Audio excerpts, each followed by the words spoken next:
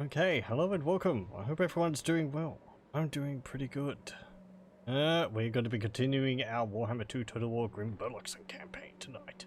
So we are starting a little later than normal because I am uploading things. And usually I don't like streaming while I'm uploading something. So, while this probably won't have any bearing on the recording, if there is any hiccups because of me uploading at the moment still, I apologize. We'll just have to see how it goes. Because I did want to stream tonight. So anyway, right. So it's been a little bit. What were we doing? We had taken Seepgore and Karak Flag, and yes, there was Norscans which were looking like they were wanting to come and attack our settlement. Looks like Ungrim's going to take the desolation of Drakenmore. We've got Clan Eshin down here taking Karak Azul, which are confederated with. So we have Cazador Dragonslayer. Somewhere. Yeah, there he is, along with Crag the Grim. But we have quite a few armies already, because Thorgrim and... Yeah, okay, I thought that was a second army. We had a second army over here, but I think I joined them together.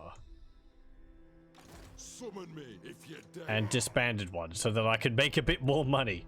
Thorgrim was going over here to take Grunty Mingol. And then we can, I don't know, turn around and hopefully deal with this. There are more greenskins down here. They're already in Galbaraz. Gorgazan and Agrul Migdal are ruins. So we could maybe swing down and take Galbaraz as well. If these are ruins, chances are they're Chaos Corruption's high. Thamir or Trolls.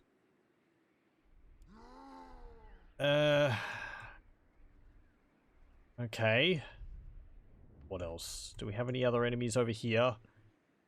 Mount Silverspear, Crookback Mountain. This looks like it's all owned by Clan Eshin, so I kind of need to have my attention over here.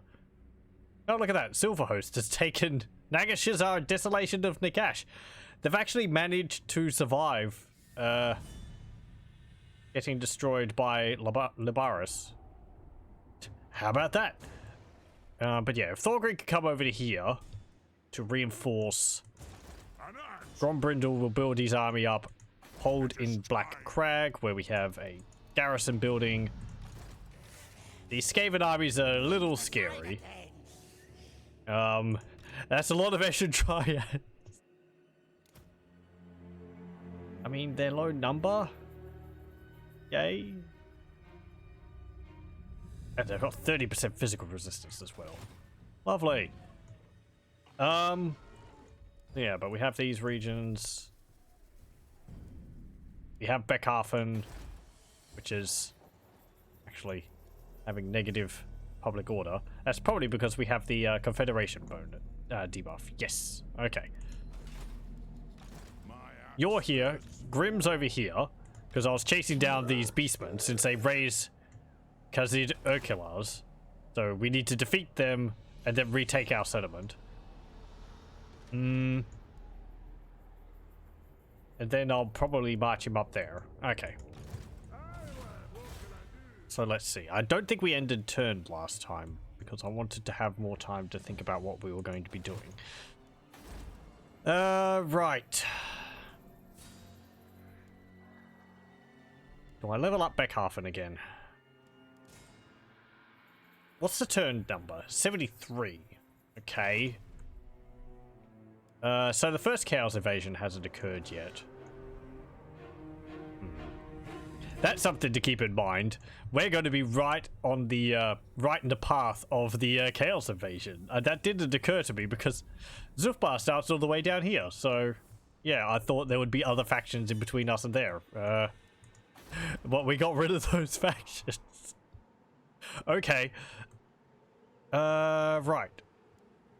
Maybe I'll just upgrade the gold smelter. More income sounds pretty nice. Mount Gunbad?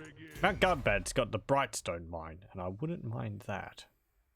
That generates a nice amount of income. If I get rid of the refectory and replace it with the bitterstone mine next turn, that also just reduces upkeep for artillery in all my armies, which is quite nice. As well as increasing income from trade, which I think we're actually making a fair bit from trade. Yeah.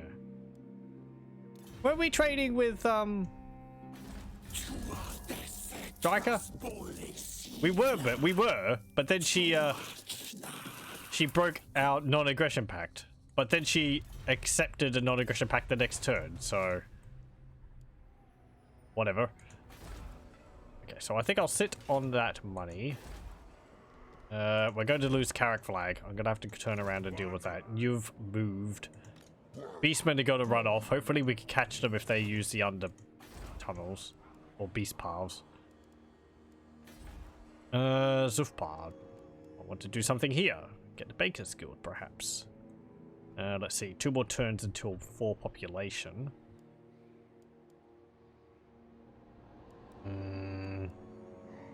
But then we're going to have to wait a number of other turns till we can get to level 5.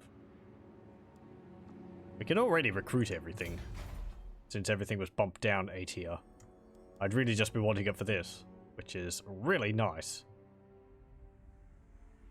Upkeep reduction. Ooh. Yeah, I want that. And ammunition increase, faction-wide. Ooh, yes. And reload time reduction. Oh, boy. Okay, yes. Construction time, construction cost reductions. I don't think there's anything I dislike about this building. We will definitely build that when we get up to level 5. Pillars of Grungni. I don't just want to sit on my gold. What's public order here? -2.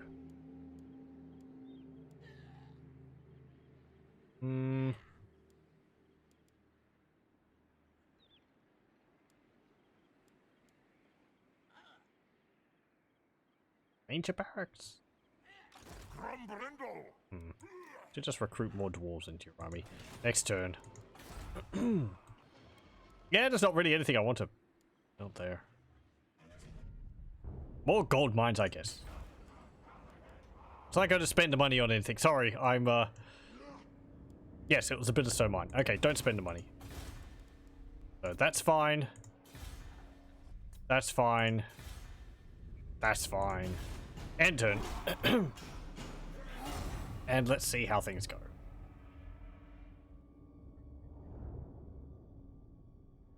Planation will hopefully keep sieging Karak Azul. We're going to have to take that back as well. Hello, Gelt. Non-aggression pact. Sure. I think at this point I will accept. We lose our trade agreement with Stirland because they confederate with Reichland. We're going to have to get a trade agreement with Reichland then. Also says that there's Chaos Dwarfs around still. Okay. Oh, you just sack it. Okay. Well, that's nice. We'll probably get a grudge from that anyway, but... yeah.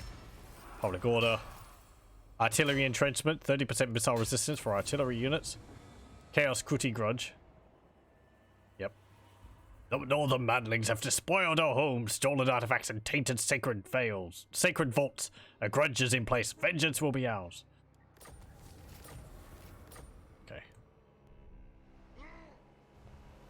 Right, where'd those beastmen go? Over there. Of course they did. Gotta be chasing these beastmen all over the world.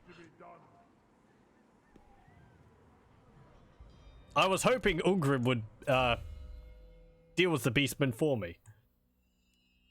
Unfortunately, he decided to go and attack Desolation of Drakamore, even though I told the AI to attack that army. I don't know. for the wisdom of Maybe my Valhalla. provincial patrol will deal with them. Right. Build that there. Am I going to chase you, or am I going to... Do we have a bonus to catching people using the underway? No, we don't. We don't actually get that bonus. Hang on, doesn't he have a helmet which helps with that? Let me see.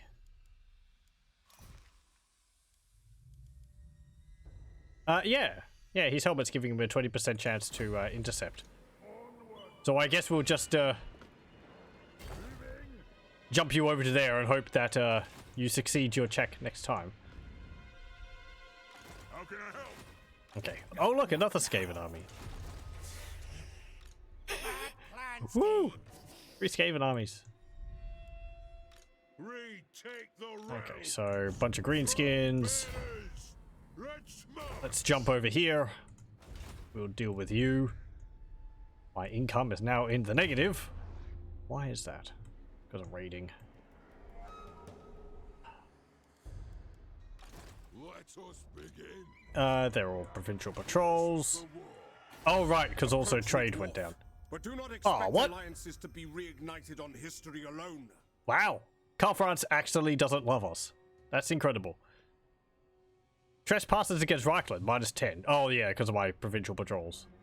Trespass against Stirland, -8. You don't like the fact that we were trespassing against them? Huh. I guess that makes sense. Treaties with Wargrove of Woe, -1. Sure. Wow, you're not actually open up to anything. Okay. I will hear your... Approach me, dwarf. But do not expect alliances to be reignited on history alone. I don't know if I've really rarely heard those words.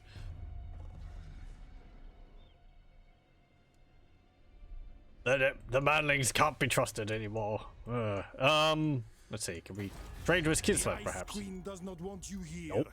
Even they don't like us. They don't like that we'd be trespassing against Reichland. Wow.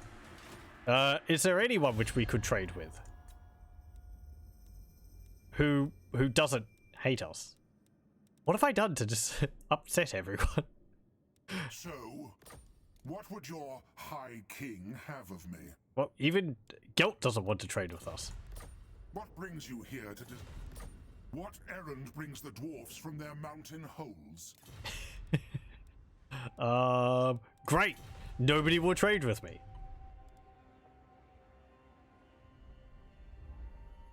Okay, that sucks. Okay. Gonna have to be budget cuts again. To war. Time for the miners to go. Alright, we're in the positive again.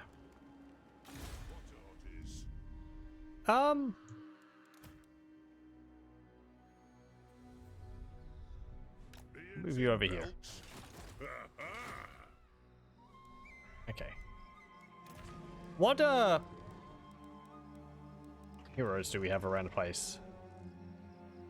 Not actually that many. One of them is even wounded.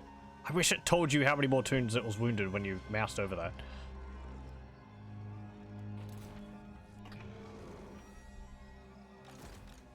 Okay, so you're fine. Don't recruit those. We're not going to be able to afford them. You know who I am. I am. Do you have any other things which I could give you? Already got a lot of melee attack and defense. I'll give you the Ogre Blade. Got a potion of strength. Have a Dwarven Tattooist. That structure can just stay damaged because otherwise I'll probably be spending the gold to repair it, then they'll just sack it again. Estalia has been destroyed.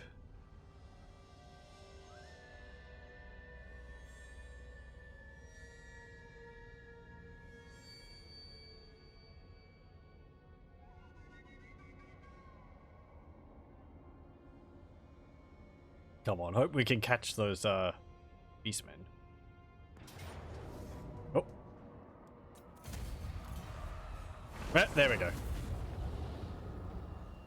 Raise the whole region.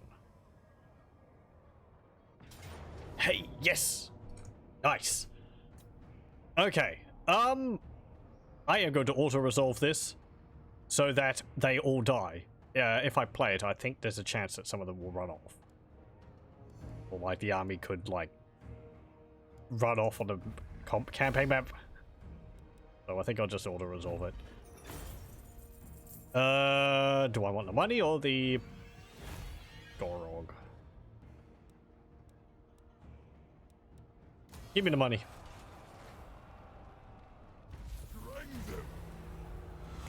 There we go. Okay. Yeah, close to feet. Whatever.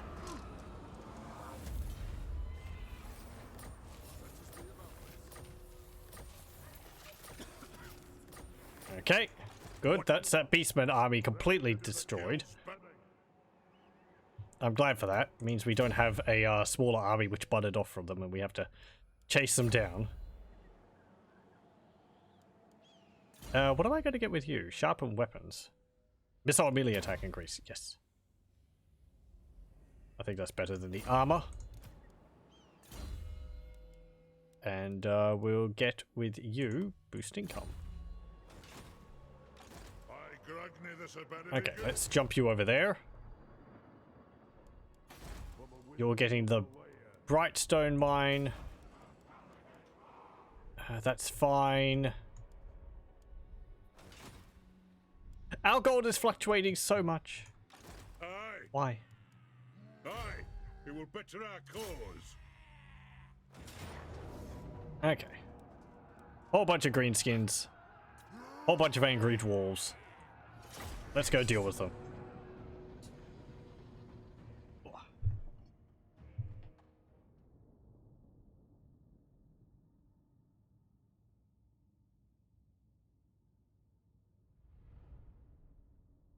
We even start in kind of a more advantageous position than the enemy do. How about that? They have a big pit in their side. We have a slight pit, but we've got a bit of a hill here.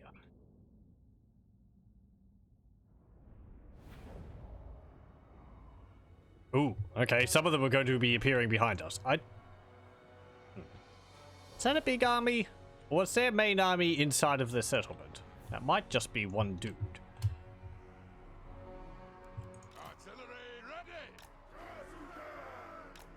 Well, it's not much of a hill. We'll have to make use of it. We'll make the best of it.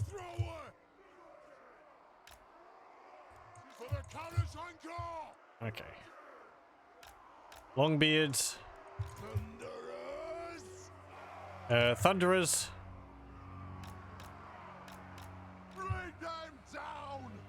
You go there. You go there. Longbeards there.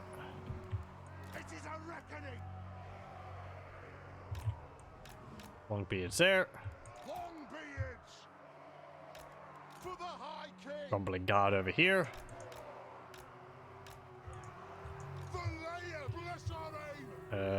Quarrelers, you can go there. You can go there. You two can go there. Actually, you can go there.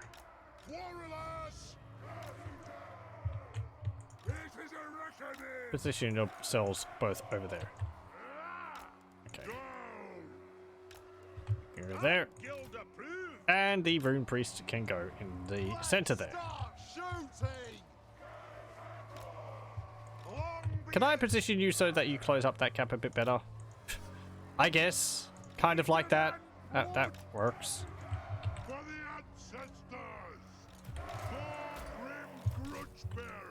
Okay. Stop it. Now, is this just going to be one dude coming onto the map? No, it's not.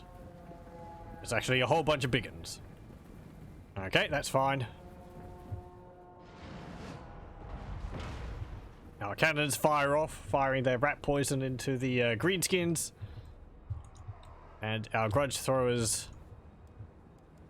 fire off into the mass over here. That is actually quite a lot of greenskins. I'm glad I didn't completely discount that angle.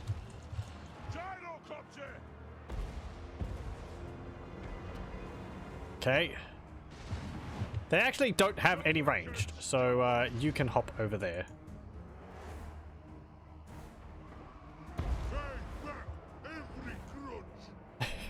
The poor gobbo take like 3 cannonballs to the face.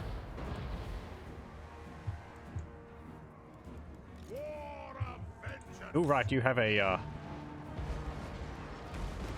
grudge raker, don't you? Oh no, they do have some ranged.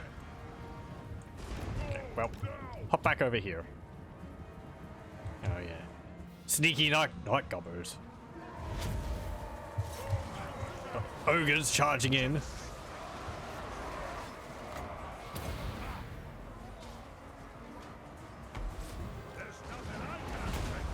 Just waddle into melee. Okay, you can turn around and deal with some of these greenskins. Okay, good. Now this makes me wish I had several rune priests, since their runes are all on the same cooldown.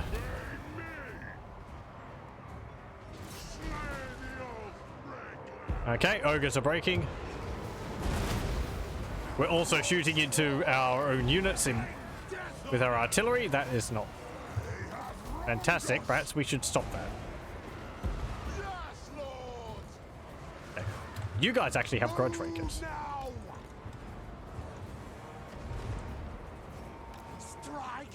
Okay.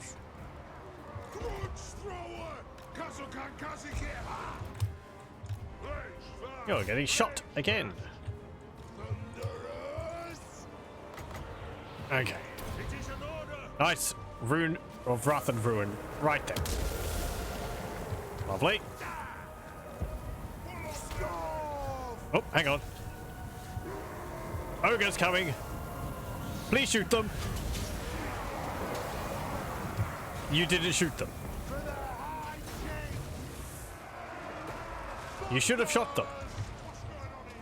Then you wouldn't have had a face full of ogre.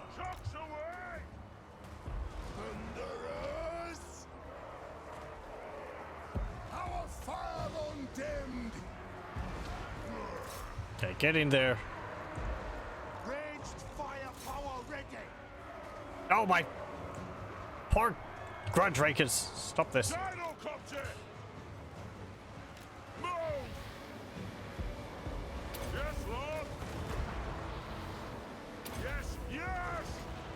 Okay, drop some bombs on them.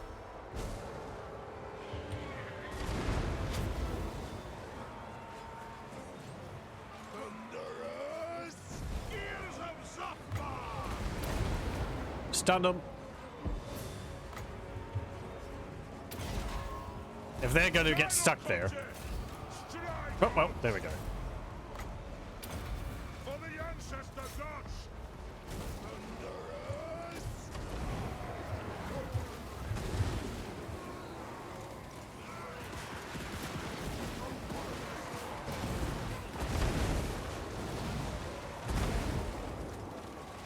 Do you have grudge rakers? You should. Doesn't look like you're firing multiple shots.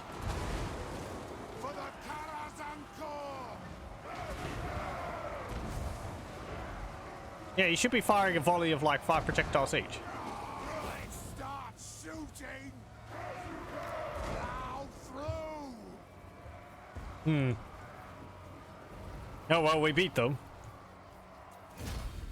Good job.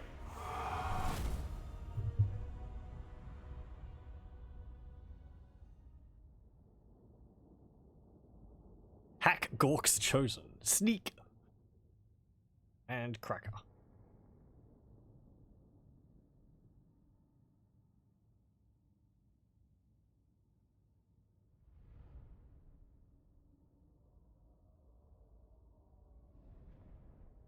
One unit of our grudge no, what's it called? Longbeards got wiped out, unfortunately. He did pretty good. So did our correlars. Hello, welcome. Happy birthday. Oh, is it your birthday? It's not my birthday. I did update the ticket, didn't I? Unless it's for the anniversary thing. Because it was year anniversary for me streaming yesterday.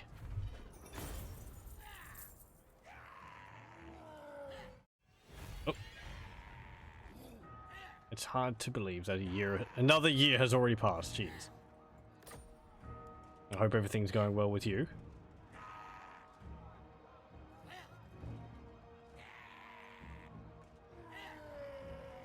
Let's see. Yeah, we'll loot and occupy. Get a bunch of money for our efforts.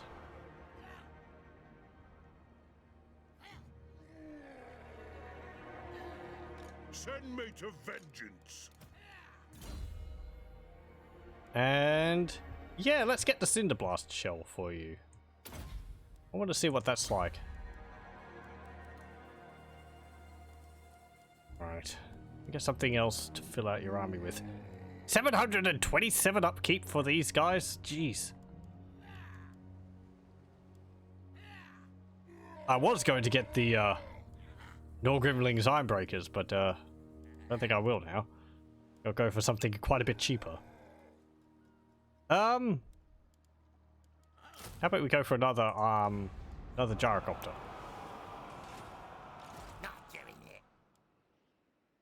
Okay, we got you. Oh, what have you got? Oh, you got Skarsnik's Death Dew.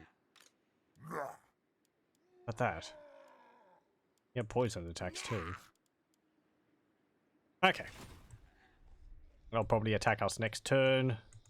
For clan honor, do not ask me to shame our You can keep marching over here. And master engineer at your service. right, yeah, we need to Time for a reckoning. fix that grudge on you. I'm going to send Barondin up here to try and take back Khazid-Urkelaz. That will cost 2,500. If you could take that, that would be fantastic. That way I don't have to worry about Skaven. Barak Far could be upgraded. What do I want to upgrade our gold wines? I am the White Dwarf. Pretty nice. Yeah. Actually, hang on. What about the walls? Cannonballs. Yeah, upgrade the walls. That's more important at the moment, I think. Okay, repair Grunty Mingol.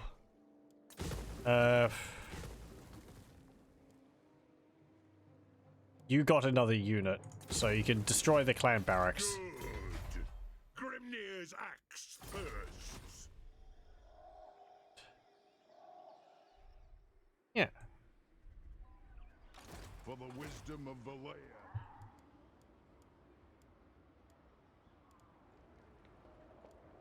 That's fine. Public order there's fine.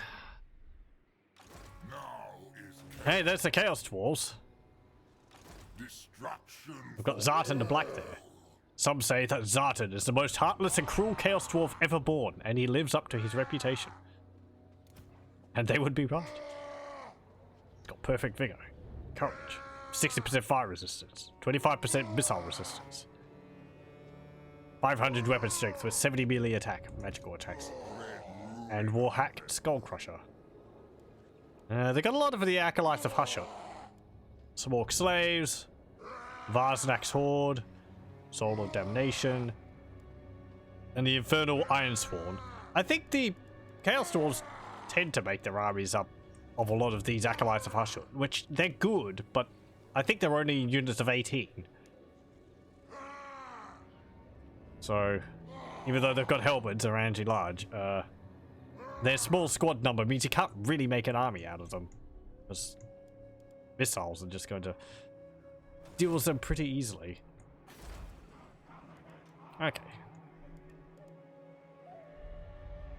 Let's see. Taking that. Anything else I want to do? Do I want to use this? Ooh. We can actually get the max tier of runes. Do I want to use this? My anger burns bright. Aye, Our garrison in here is pathetic. This Runelord. settlement is going to be taken one way or another. I haven't fought the battle because, well, the longer the Skaven are sitting here sieging the settlement, the longer I have to deal with things elsewhere. Now's the time. I'm here now. Go down there and recruit some of the ogres, just so that we have them in the recruitment pool.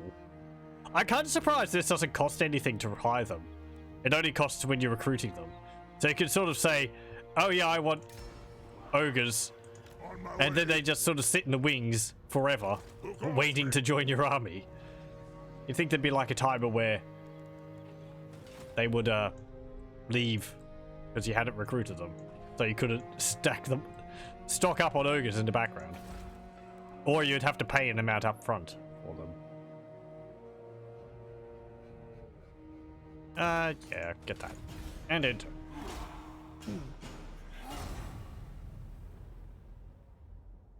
Ugh. Oh, well. Speaking of, looks like Clan Eshin are making their move. I'm pretty sure I can't beat that army with what I've got. Well, if it's this map, they've got two armies. They're going to have a bunch of siege towers, probably in two different locations.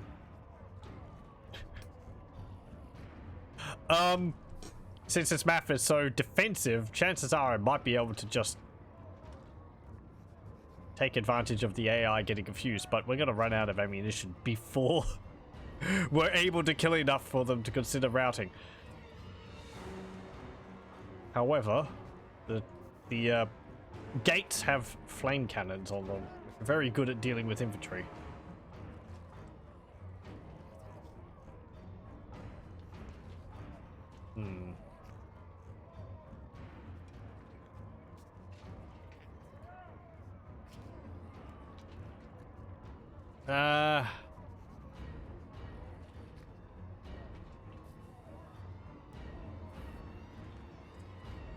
Nah. Just the presence of Snitch alone makes it really difficult. I don't have anything to really deal with him. Piling infantry on him is just going to get them all killed. He has, what, Stalk, so I can't really shoot him from a distance. And my Rune Lord wouldn't be able to, deal with him, so... Also, there is a bonus to that. I'm paying less upkeep for armies. Okay. Get out of here. Scabby Eye destroyed. Grimgore, not Grimgore. Thorgrim. His name's basically the opposite. Yeah, sure. I want to improve my relations with the Empire, so we're going to teach them about gunpowder. Ready? This is Grimm Burloksson having a say in that, not Thorgrim.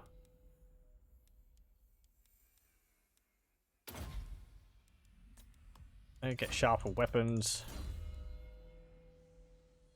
And what do I want with you? Dawi firepower. Go. Retake the realms. Okay. I'm gonna march you down here so I can see what's in Galbaraz. Nay. There is an army there. I'll crush They them don't all. have a garrison building, so there's not that many. Very well.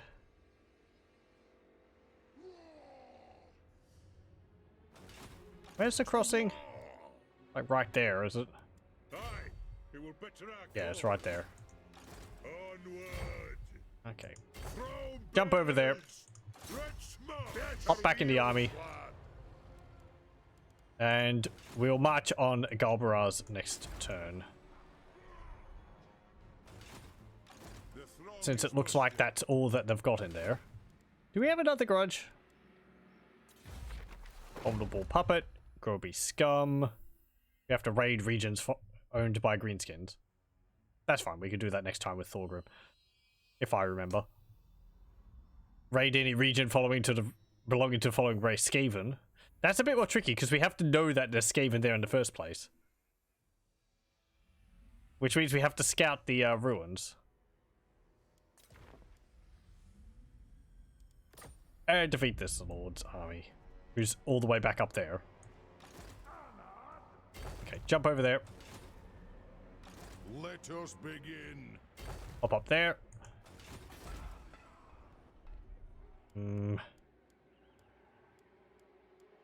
Build walls there. Get the gold mine. Losing an army is incredible. I'm making so much more money.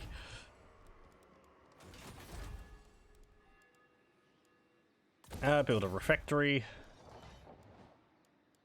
Upgrade.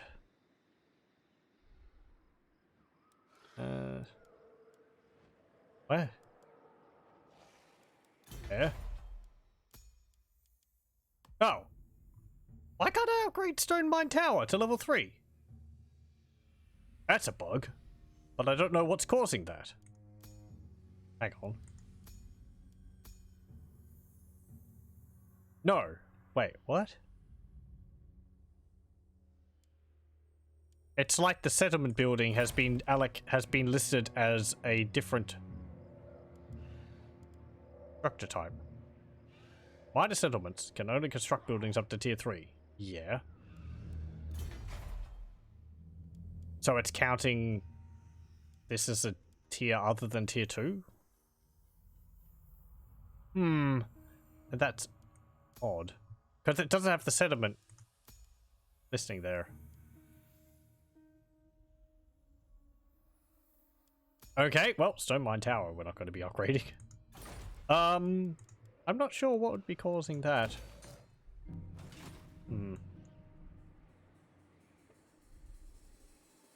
Hey Empire, can we trade with you now? But do not expect alliances to be reignited on history alone. Yeah.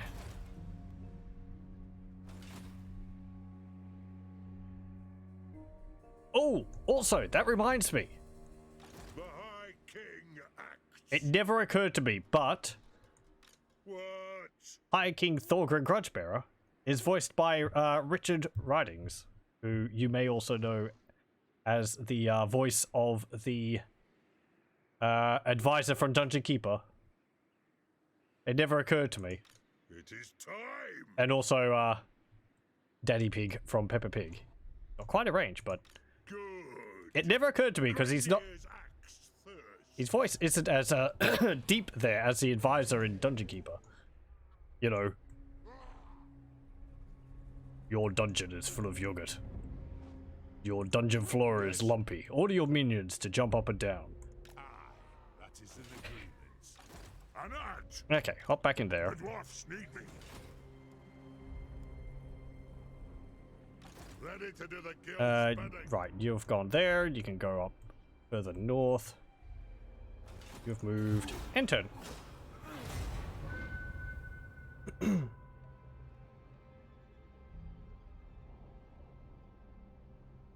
I think it was Richard Ridings. Let me just check to make sure that I've gotten his name right.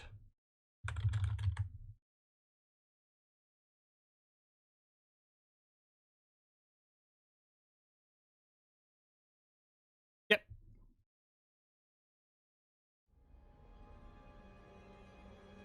Wargrove of Woe declares war on Hochland, Kraka, Drak, Kislev, and the Dread... No, not the Dread Fleet. That was Talia.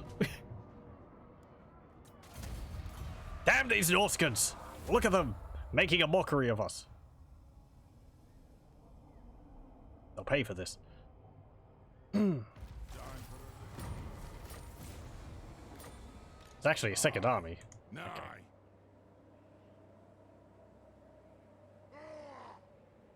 Up over there.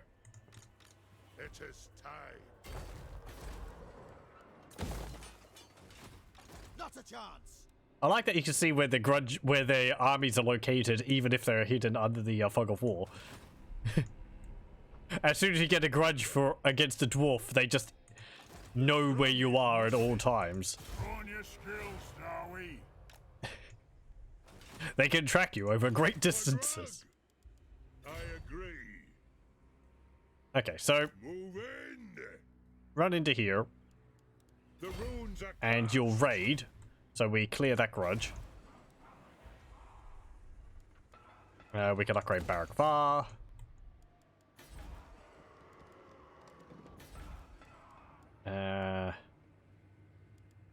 Let's upgrade.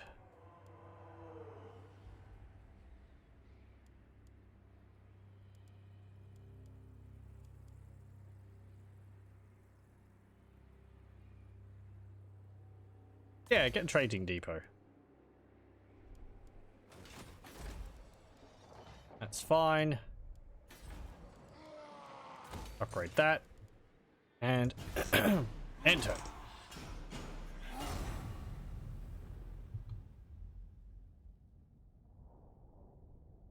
Okay.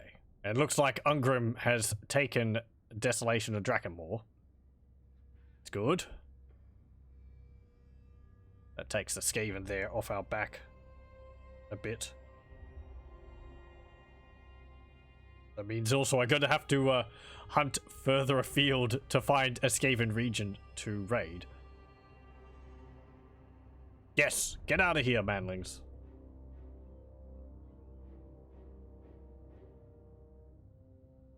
I might keep chasing them. I might get our lord here to colonize that settlement as well. Even though it's more expensive because he doesn't have an army attached to him, I don't really want to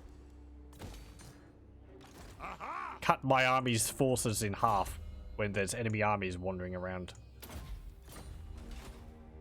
by Grungni, this had better Okay, be get up good. there. Raid Seep Gore. Foolish thing. Actually, looks like Clan Grudge might not have any more settlements. No.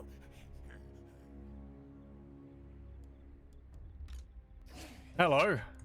Not Scryer's will. There's some Skaven. So they've got Ashen Triads. They're anti-large. Yeah, getting the ogres doesn't seem like a very good idea. I could get a whole bunch of Slayers. Slayers are expensive. Do I have the Slayer Ward here? I do. That's minus 20% upkeep, and they still cost 362 each.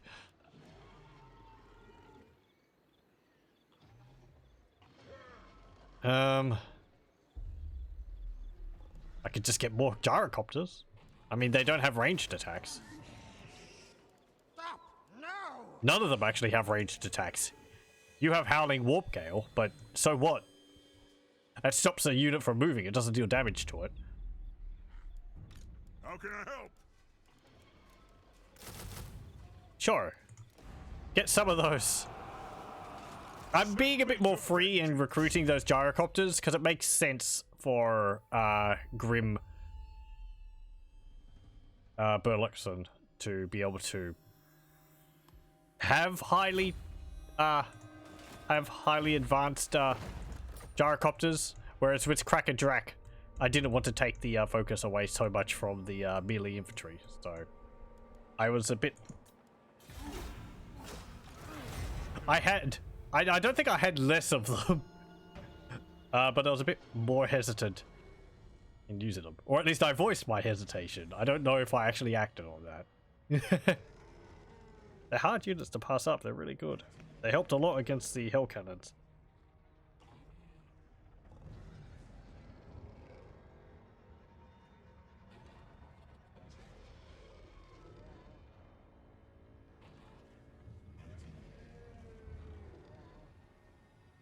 Oh, the Golden Order has been destroyed. Really? By who? Wissenland? No. Maybe? Yeah, I guess Wissenland. Wow, okay. Balthazar Gelt is no more. You know who I am.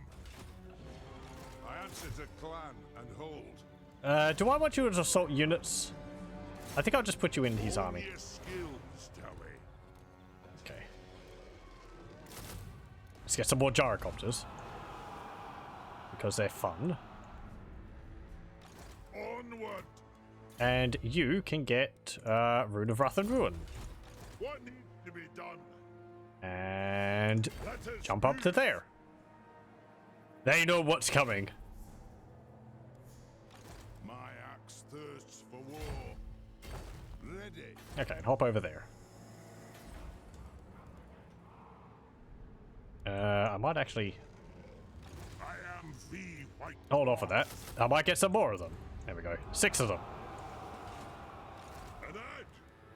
For the Karak Let's go attack Galbaraz. I declare war on them. Probably just auto-resolve that since it's a small army in there. Loot and occupy. Yes. Repair. You can get immortality. Thorgrim, you can get... Kind of got everything.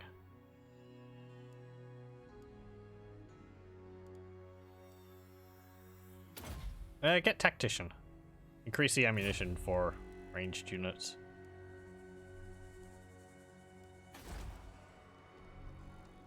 Okay. They did actually siege us, so we got up to our reinforced gates, which is nice. The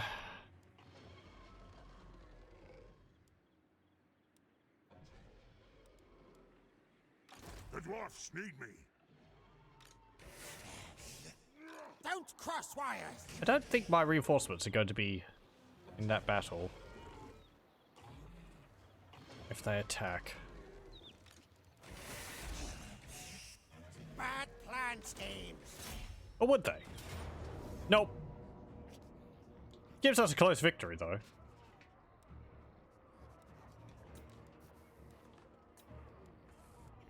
because of our gyrocopters.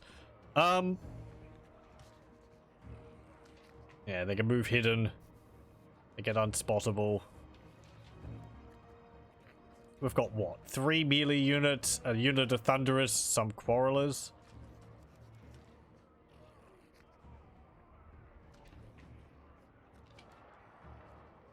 I mean, sure. With all of our gyrocopters, we can deal with that. They have no ranged.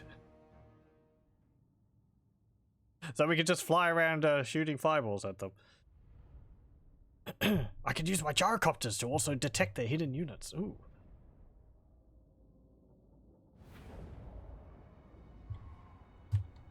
Okay, let's find a hill. Here's a hill.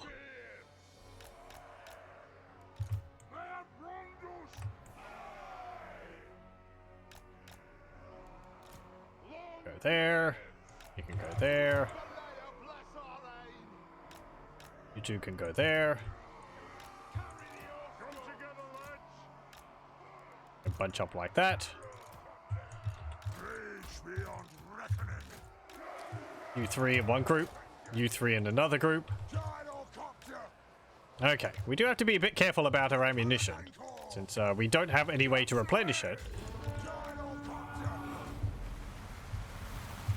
But it shouldn't be too much of a problem.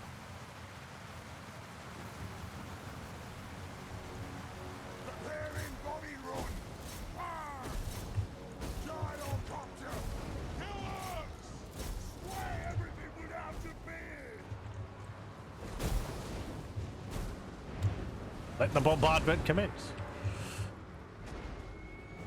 You're missing.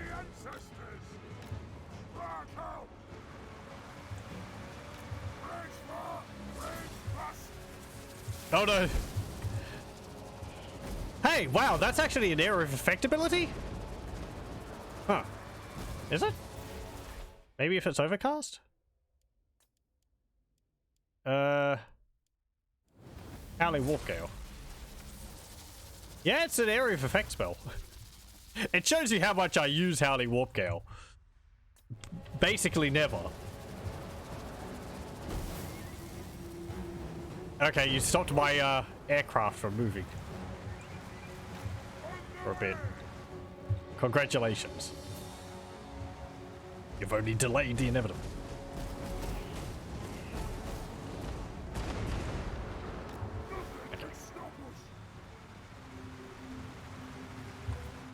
Let me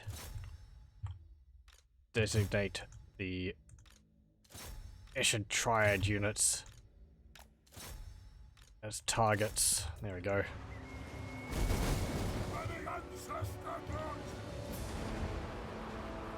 Lovely. Hey. Oh. Stop that. It's like, yes, yes, this spell I took, which I have never used, it's being extremely useful now. Everyone laughed at me when I took this spell.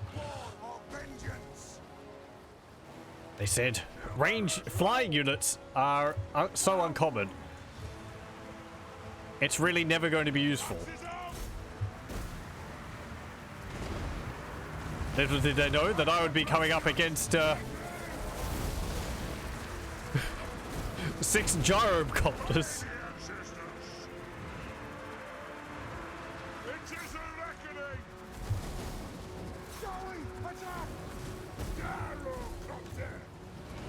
My time has come to shine.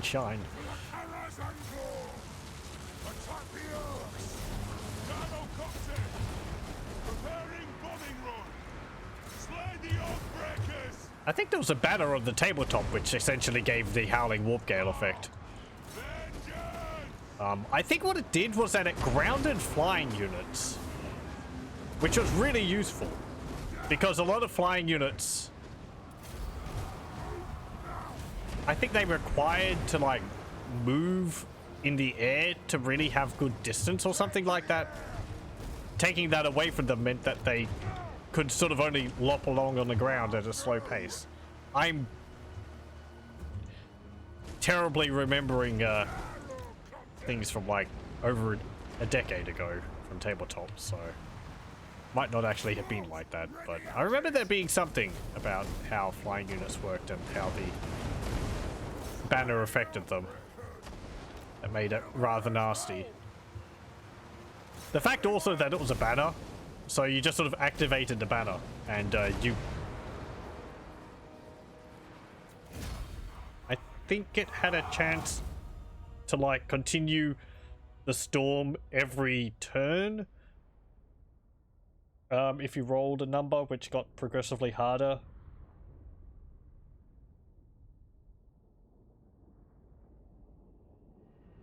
I can actually check my rulebook. So I think it was included in the 7th edition. Might have been changed though.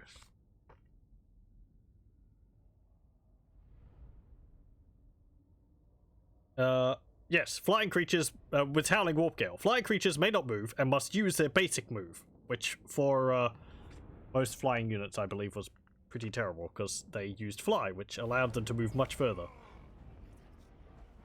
All missile weapons they roll to hit suffer a -1 penalty in addition to any other penalties. Oh yeah, that's right. The spell does not affect escape of missile weapons, as the unnatural winds are diverted by the caster himself. So yeah, Howling Warp Gale, it wasn't only against flying units, it also messed up ranged attackers, for the enemy only.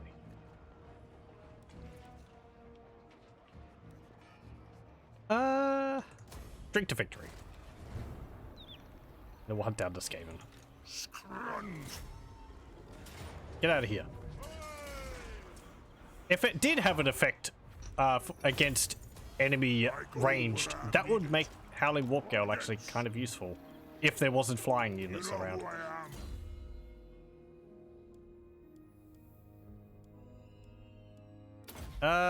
Let's see, you're a Thane.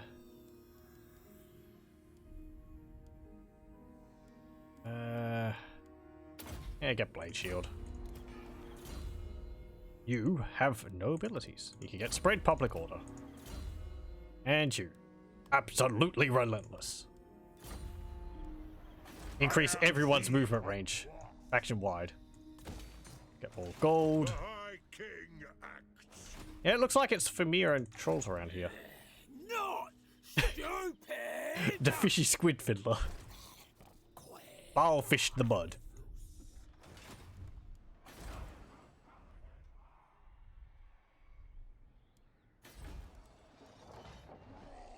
For the wisdom of So the you're up there. You've moved.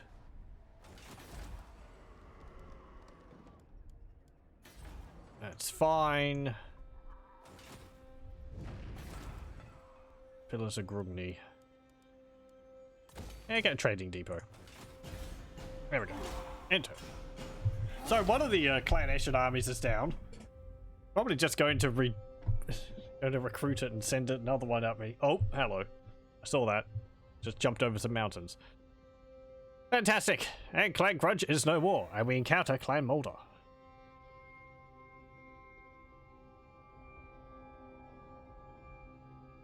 There's also Clan Vulcan down here still. Shouldn't forget them. Probably all the way down here. I'd have a layer of sorrow.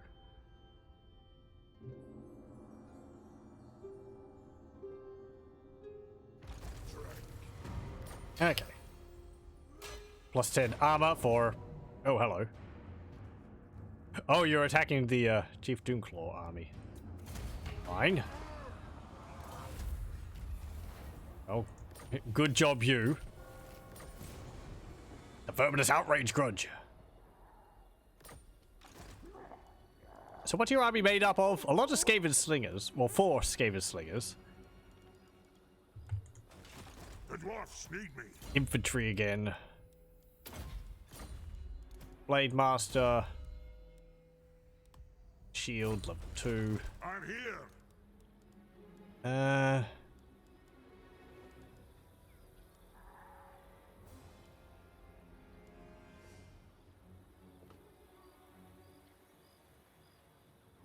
I feel like as the grudgeometer goes up here, the upkeep for slay units should get a reduction in cost.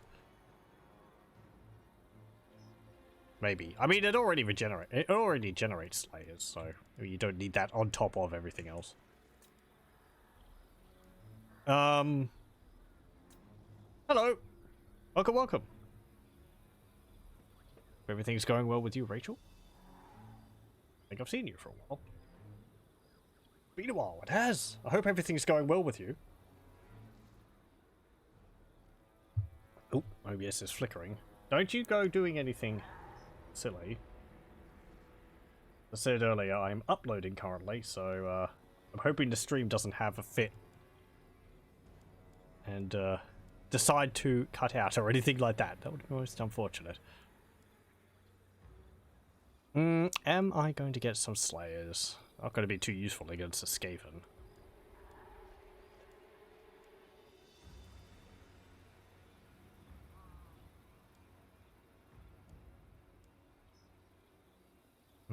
Armor Sundering?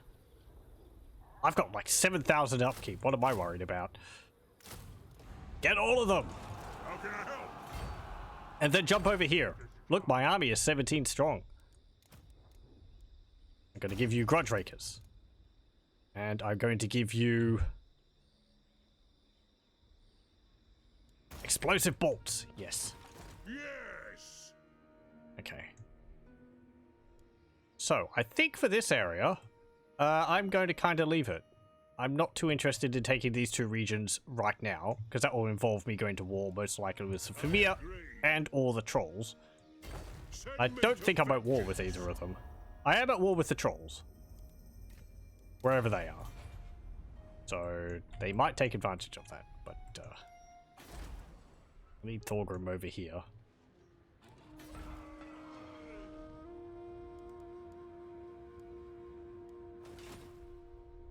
Right. For a reckoning, summon me. You can march up there. So where did we see Clan Molder? Maybe just in Volksgrad. It looks like they have the ruins there. Oh, thank you very much for the subscription, Rachel. Show up! I don't know where was a subscription. Thank you very much. It's greatly appreciated. Already for right? Is that 6 months? Wow. Thank you very much. I'm flattered. One rag. Aye, it'll be done. Let's see. We need to get rid of these dudes. Yeah, do I need to raid their regions or something like that? Following Lord's army. Chief Doomclaw, no. Dormandy tribe. No? Okay. 3 battles against vampire counts. Raid. I did that. I raided a region owned by the greenskins. Did it not account the top knots? Because they're a savage greenskin faction, kind of. Okay. Well, let's go deal with these guys.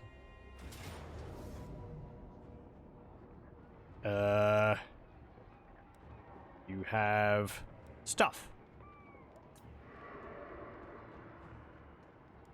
Let's see. Should I fight this? Nah. It's just all resolve. Oh, I took a bit of a hit to my infantry there. Sack it. I'm not really interested in taking it. You get the Shrieking Blade. Ogre mercenaries arrive. And okay. By Grungni, this had better be good. Let's see.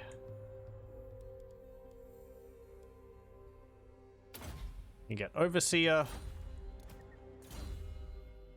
and Grimm. What can you get? Rumble plating, perhaps. Increase your missile resistance to 30. 40 even was that.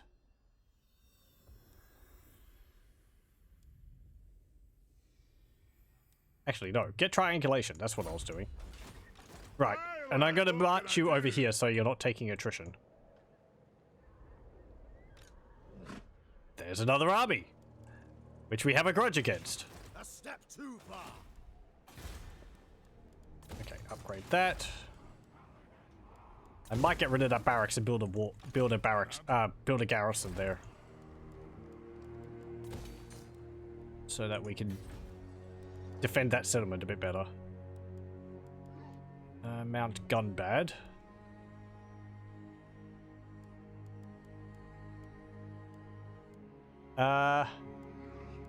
Yeah, build the Grumrul Forge. Okay, 10 turns until we get up to enough population for a great hold. Zulfbar. You know who I am. You've moved. Let's actually use some of our Oath Gold to get some buffs for our armies. So, what should we get? Faction-wide buffs. Bonus versus infantry. Weapon damage. Armor piercing, perhaps. Missile armor piercing. Missile damage. I kind of like missile damage more than missile armor piercing. Just because... I mean, what? That's 30 to 40%. I mean, if we have a Grudge Raker... Fearless and unbreakable. Their armor piercing is 6. So, what? 30% of that would be like 2. So that would increase it to 8. Which is pretty nice. And I guess increasing base missile damage doesn't do much because it's mostly armor piercing for that. Then we have the Quarrelers. Base missile damage is 20. So increasing that... What was it by? Oh. Wrong thing.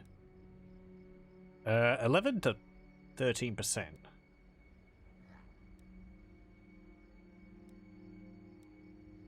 I can actually get both of them, so what am I worried about? Get Rune of Flight.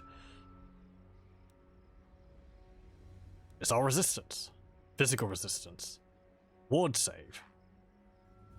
Defensive buff for your units for provides a defensive buff for your units for a short time.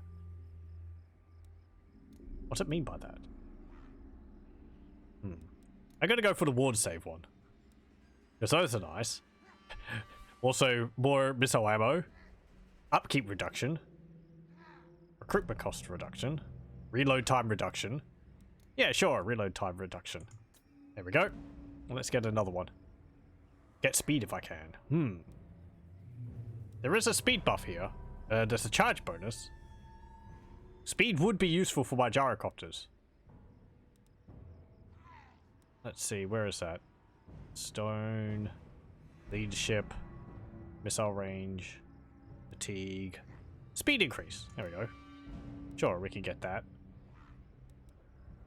And we can only get one of these in each of the different areas. But I can get two because we have two banners over here which we can fill in.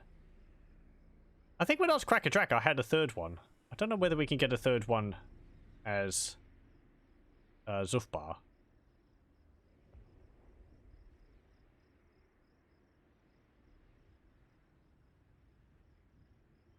Oh, okay. Karak Azul unlock their extra rune words earlier, it seems like. Let's see. So we got missile damage, ward save, and reload time reduction. We also got some armor, so get the swiftness. I can get physical resistance on top of the ward save. Or magic resistance. Or armor. I don't think I could double stack the ward saves. Or can I? I can't actually remember. I might actually be able to double stack the ward saves. I feel like you should be able to. I get missile armor piercing. There we go. Yeah, okay. We get the hammer of Grungni. Ooh, cool. We unlocked runic mortars. Wait, what was... Sorry. What was that? Where was the thingy? Here we go. Hidden unit. Unlocked the ability to recruit runic mortars for the Regiment of Renown panel. Runic mortar. Long-range artillery with powerful runes to provide magical damage. Okay, tell me more. Bonus versus infantry is 180. 16 armor piercing explosive, 60 base explosive, 1,112 armor piercing. Wow, okay. 113 base missile damage. Minus 28 armor, minus 14 base weapon damage on hit. Okay. Yeah. Yeah, that's like the most armor piercing unit I've ever seen. Let's get two of them. Let's have fun. But yes, our bonuses up here. It's plus 7 armor, all armies. Plus 7 ward save, all armies. 10% reload time reduction, all armies. And 30% missile damage, all armies. And then plus 10 armor, all armies. Plus 10% ward save, all armies. Plus 14 movement speed, all armies. 14% movement speed, all armies. And 39% missile armor piercing, all armies. So, yeah, their armor piercing is now 7. It went up by 1. Okay. 32 speed. 120 speed in our gyrocopters. What was something else? Yeah, armor. 142 armor there. 97 armor on our thunderers. Did it double stack it? 17% ward save. Yes, it did. Okay. I think one of the factions can even get multiple runes in the same sort of grouping, rather than like this. They can get like that. I forget which one that is. It is time. Might be Thorgrim. It's not armor piercing, it's armor obliteration. Yeah. I'm sorry, you're wearing armor? Pfft. What armor? It is time. We had great fun with this when we were playing as Karak and Drak. The bonuses made our dwarves very, very strong. The best example of that I liked was that our magic resistance on our ward bearers, a magically resistant infantry unit at the best of times, was like 95% or something. Cap's about 80. And they survived a direct hit from a hell cannon, which was pretty impressive considering how much damage hell cannons deal.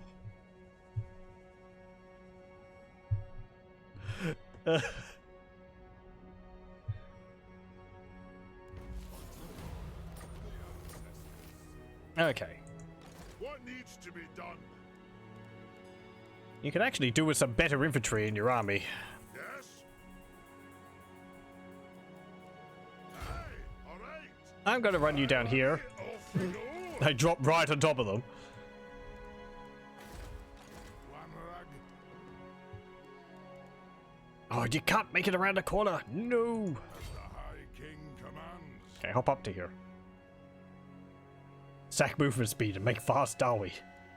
I think I saw a picture of someone who had been adding a whole bunch of runes of speed to their dwarves. I forget what the speed they got them to was like. I think it was like 50 or something. Or like... I can't remember whether it was a unit of dwarves or it was a hero or a lord. It was pretty speedy. That would have been using like these character runes. I think there's possibly one. Yeah, Master Rite of Passage, 25% speed. You could probably give him some other items which would increase his speed. Slayer's Axe for 10% speed. Slayer's Braces for 6% speed.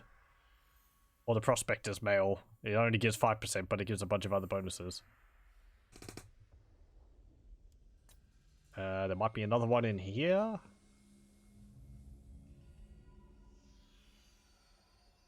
No. Probably Banner which it gives them to get some more speed as well.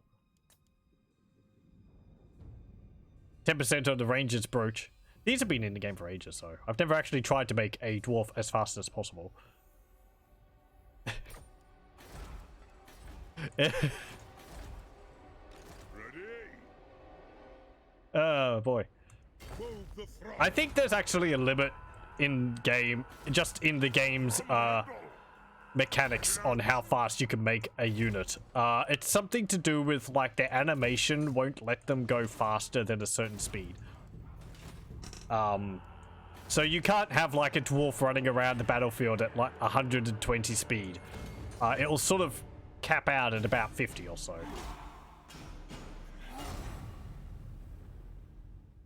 Am I using 5H3? Using the Ogre Lead Belchers mod? No, I'm not. I think I saw pictures of that and I didn't realize that it was actually out. I shall have to have a look at it.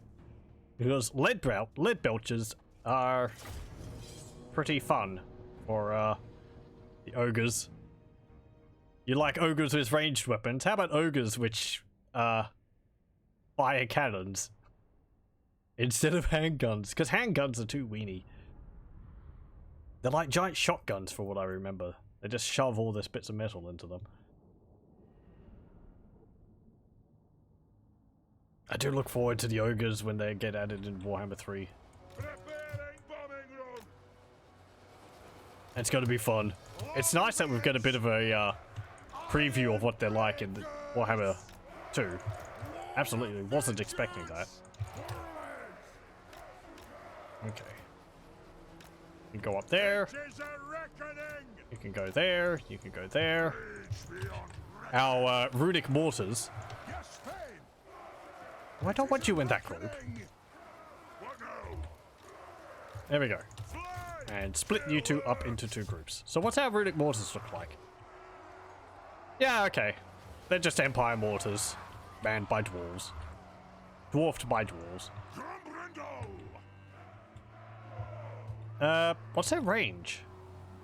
400 range. Yeah, okay. Is that long? I can't remember what the range of the Empire mortars are. Okay, so are they going to attack me? They now spawn in the Ogreburg camps. Okay, the lead belchers. I will have to have a look for that mod.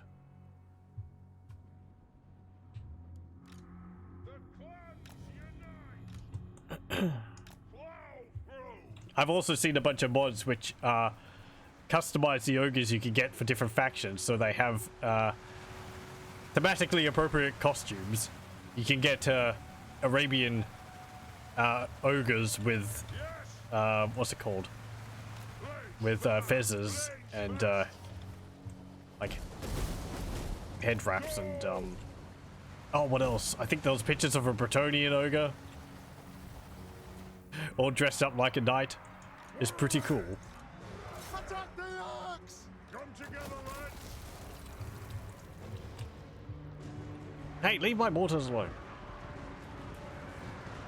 He says as he shoots his own mortars. Okay, they're shattered.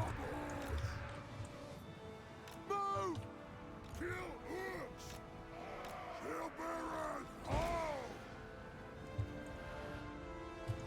Okay, let's see what these mortars are like.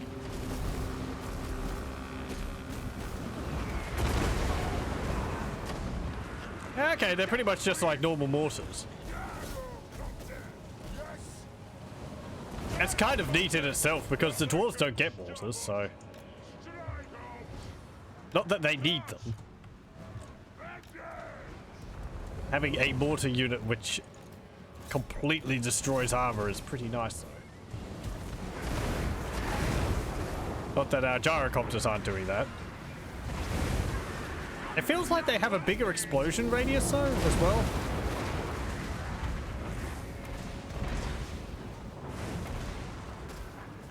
Maybe. I can't really tell. We're going to need more testing.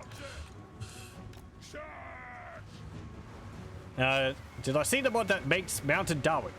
No, I haven't. Does it have them riding goats or something? It's neat as it is, being able to get the Mournfang cavalry for the dwarves.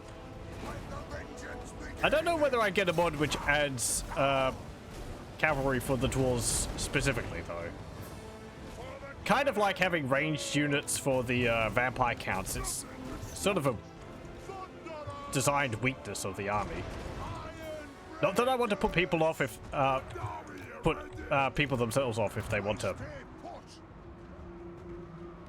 play with things like that themselves. That's perfectly fine.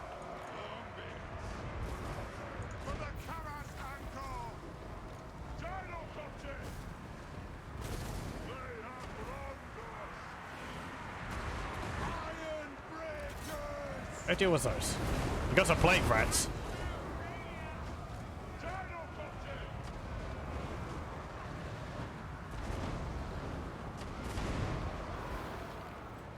There we go.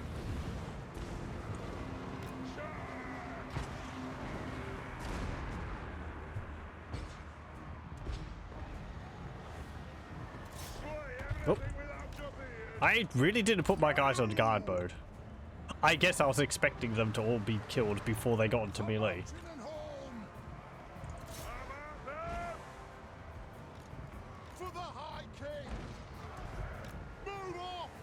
Chaos Dwarfs Quake Mortar or this Armor Melting Mortar? I'm probably going to have to say the Dreadquake Mortar because that just laughs at armor as well. And everything in a large radius. That thing is a lot of fun. If you haven't played just the Chaos Dwarfs from the mod, you need to see the Dreadquake Mortar. It is ridiculous. You'll shoot it at the enemy, and where the enemy was, there's now just a bloody circle. It has a very long reload time though, so it is balanced out. I think they were actually modifying it because I think it was getting a like a demon engine to pull it around with or something. Also, welcome Exploding Lagar. This mod looks sick. We're playing with quite a few mods. We're showcasing Grimm Burloksson primarily though. A dwarven master engineer. We have a lot of high-tech stuff. These gyrocopters are from, and the mortars are from another mod, but we've got little upgrades on our thunderers and our quarrelers. So the quarrelers have explosive ammunition, and the thunderers have grudge rakers, which is a dwarven short-range shotgun. Pardon? Okay, that's them all wiped out. Execute. I want the money, and I want more oath gold. We spent quite a lot of it recently. Some ranged units for the Vampire Council lawful because Vlad, do you think, has some humans on it? Oh yes, yeah, that is true. The Sylvanian living inhabitants, yeah, they can have some crossbows and handgunners by that. I think that's actually part of the base game. We've got the von Karstein lords, and you put blood kisses into getting von Karstein vampires. You can actually recruit some of the Sylvanian human units or some ranged in your armies.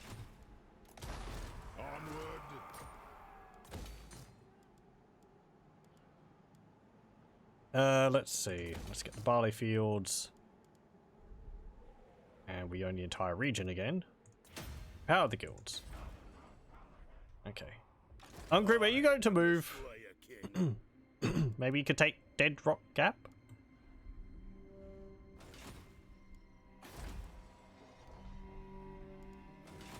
Okay. Good. Grimnir's thirsts. I'm gonna march you up here. In belts. You can get requisition, more ammunition. I am the White Dwarf. Grumbrindle. I am going to get on you. Get a unit of slayers, I guess. The dwarfs need me. Go and attack Black Iron Mine. There's basically no scavenging in there, so just auto-resolve and occupy. You inhabit. Not for long. Are you sure about that? Get Blade Shield. Deadly Blade. And you can get Up! Casualty replenishment increase, faction wide. Yes, thank you. Okay. No. So we have that region back. To be done. Oh, they didn't move. I'll test this weapon on them. Yeah, so here's our legendary lord, Grimm Burloksson. Moving. He's currently in a gyro bomber, which has napalm bombs, which are very useful against enemy units. Maybe we should show that off. He's also got some other toys which he can play around with. Have I checked all the Of Mice and Monsters mod? Nope, I don't believe so. And I can't say I'm using Pierce's Better Sieges either. I really haven't been keeping up with the mods, have I? Jeez. I think last time I was just waiting for the mods to get updated. What was the last patch coming out? Thank you for bringing these ones to my attention. I'm going to have to take notes and have a look at them after the stream.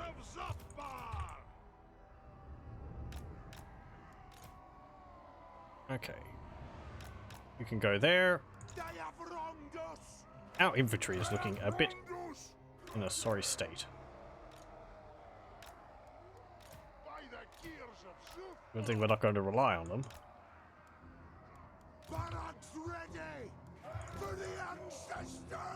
Okay. Let's see. Right. Put you two over there. Put you two over there. You there, and you there. Okay. And we'll group you all together. Okay, so I'll just go over the upgrades we have attached to our units. As I said, our Thunderers here have been upgraded with Grudge Rakers. I changed the name of the unit so I could know. They give suppressed on hit, they have armor piercing. They shoot volleys of 5 projectiles, but at a much reduced range. They have a range of 55 instead of the normal longer range of Thunderers. Then we have our Quarrelers here. Some of them have explosive shots, which is this little icon there. which does what it says. They have a very small explosive effect on hit. Something's caused their missile strength to go through the roof. But yeah, it more just knocks enemy units around, but it's good for crowd control. These ones have piercing bolts or something like that, I think it's called. They apply a bleeding debuff to units, which lowers their speed as well as their damage. And it also gives us some anti-large on their quarrels. So they have an 8 bonus versus large, which is quite nice. 27 armor piercing too. Our artillery have some upgrades as well. These bolt throwers and the grudge throwers, I think they've all got explosive shots. So yeah, these will blow up. The bolts will blow up on impact. Our master engineer here has been upgraded, so he has a long-range sniper. Or so he is a long-range sniper. And we have Grimm here in his gyrocopter, or gyro bomber.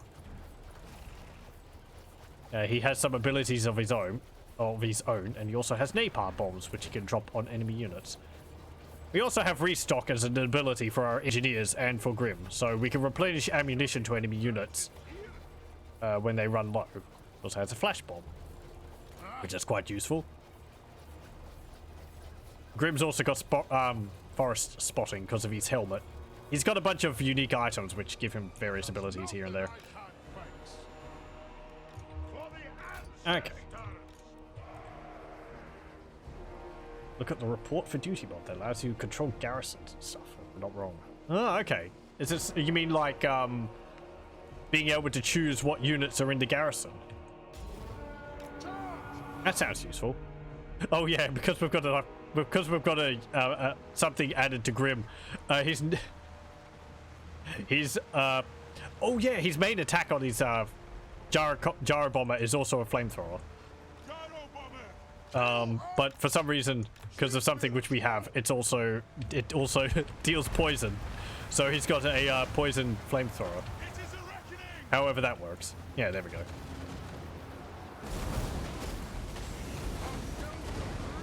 We also have Zufbar 42-pounder ability, so we can chuck a cannonball into melee.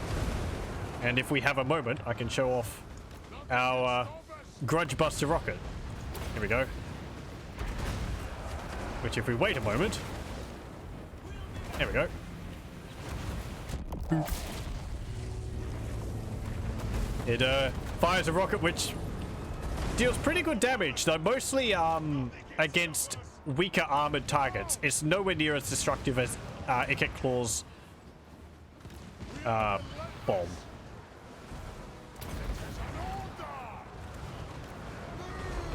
They're just sitting around, they don't know what to do.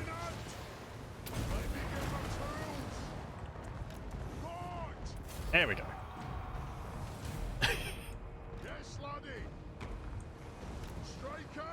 I also upgraded the Skyhammer to have frost attacks. Does that look like something? Oh yeah, yeah, that looks pretty cool actually. I haven't seen that yet. It's like firing frost sparks at targets instead of its clatter gun. Oh, it's got like a trail of frost traveling along the ground. Looks pretty neat. Okay, in battle.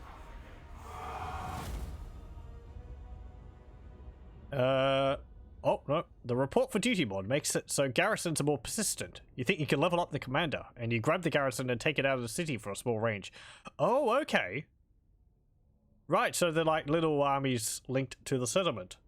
Oh, that's interesting.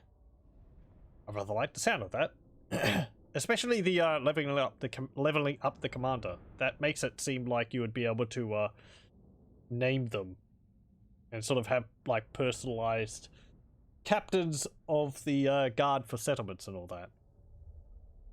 Have them mean a bit more than just bodies holding a settlement. Be able to like create little stories about them.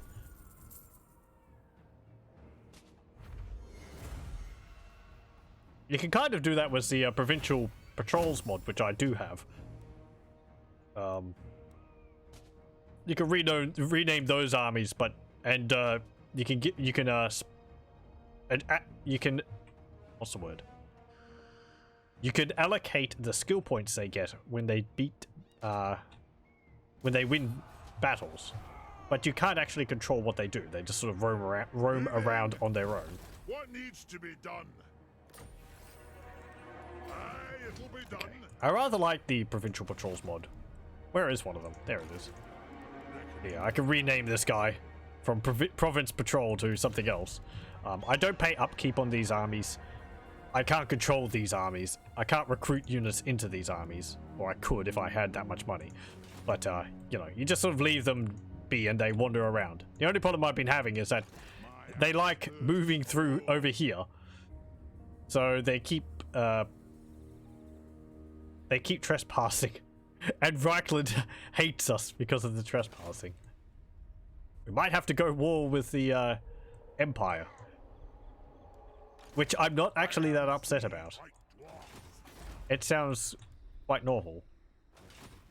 So, hooray! I don't know if I've had a campaign for ages where I've gone to war with the Empire as the dwarves. Okay, upgrade that. Get Scarred Veteran. Whoop. You can get Forge Fire. You can get Ballistics Calibration. More accuracy and reload skill nearby. And can't upgrade that for some reason. Upgrade that. Get more money. We'll keep going down here, get Karak Azul back. Spike Peak. We'll probably go get Karak 8 Peaks. And then have a look at taking these other settlements. Yes. What? You're not interested in peace, okay? I was just seeing.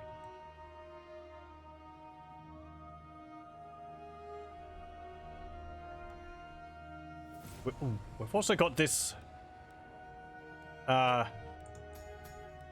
quest to go for Thorgrim's Book of Grudges. He left it in Hellfen. He's got to go and pick it up. He lent it out for the Zunganars to have a flick through, but they haven't returned it. Now they're accruing late fees. They get the lesser Book of Grudges. They don't get the actual Book of Grudges. They get a copy which the dwarves made specifically for the greenskin, specifically for the vampire counts. They loaded it up in a catapult and fired it at Castle Drakenhof just for them as well. It made a hole in one of the walls. Think it was a lesser copy, it would be smaller? Nope. I'm not upsetting the Empire, it's they who are in the wrong. How dare they control lands I need to walk through? It's their fault, it's a grudgeny. That's right, that's proper dawi thinking. Who are they to say that we're wrong? Empire been around for barely any time at all. They don't know the proper lay of things. I'm sure we can find a deed from a fair distance in the past saying that these lands in the Empire are actually dwarven. Yes, laddie. Summon me if you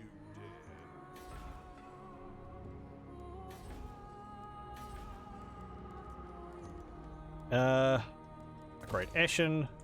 I mean, we own parts of the Empire already. We own most of Ostermark. And we own pretty much all of Sylvania. So, yeah. Doing the work for the Umgi anyway.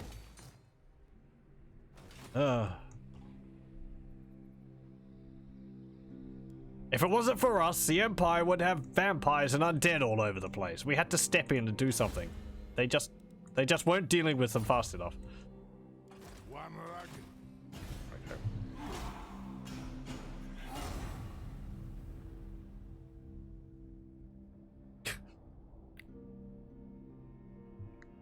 Lands a part of the dawi. They are now.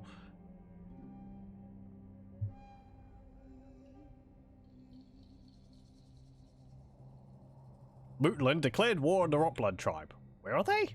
The Rotblood tribe, that is. Also welcome.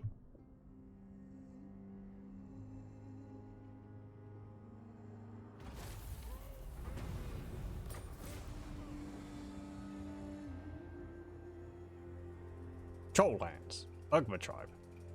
Oh, right, that's the faction name. Okay. Right, okay, so trolls are raiding one of our regions. Golbaraz. Yeah, okay. Well, they'll probably take that. We'll just have to go back and get it. I want to deal with Deathmaster Snitch, so it's kind of a big problem. Who calls me? Okay, let's... Should we stop off at Karak 8 Peaks and take that? What have they got? War Boss, Night Goblin, Big Boss, Orc Big Boss, Black Orcs, Netters, Night Goblins with Fanatics, Snot Roms, Mournfang, Goblins, Squig Herds, Snotling Pump Wagons, and a full garrison. With an Orc Shaman in it. What have we got? Artillery. Gyrocopters. Lots and lots of gyrocopters. Yeah, I think we could deal with them. Actually. Thorgrim, can you get over to there on foot? You can. Good. I go where I need it. Dawi, we're making a bit of a detour. We're retaking Karak 8 Peaks. You're surprised that there are no mods that add a Dawi woman legendary lady. I think someone was actually working on some mods for them. There's a few of them in the lore. I remember seeing some models someone was making for some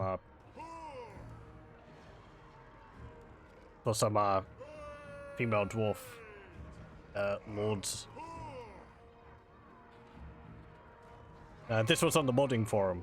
I can't remember specifically what it was for, but yeah. Right. Let's just play the battle. Because, I mean, we don't need to build siege weapons.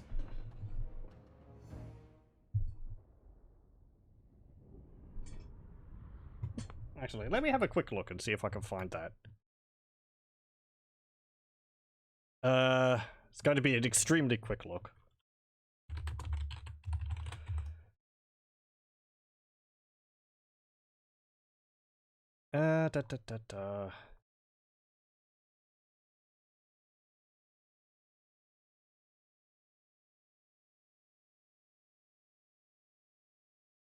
No.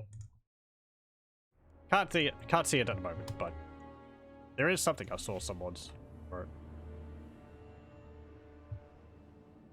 There's a mod that replaces a white dwarf with a female version of him. I haven't seen that one. I think this one was introducing some completely new lords. Because, as I said, there is a few from lore, and, you know, people can just make up their own characters. Nothing wrong with that. Because I think, well, even in-game you hear the dwarves mention Queen Helga. I really don't know much about the character than that. That's my just general ignorance of dwarven lore than anything else. Yes. Since I was a Skaven player. So. You have a grudge raker. You go up on the front lines. There we go.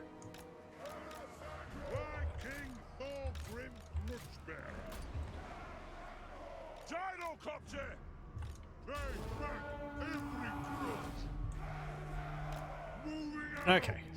Yeah. Wait, what? Oh.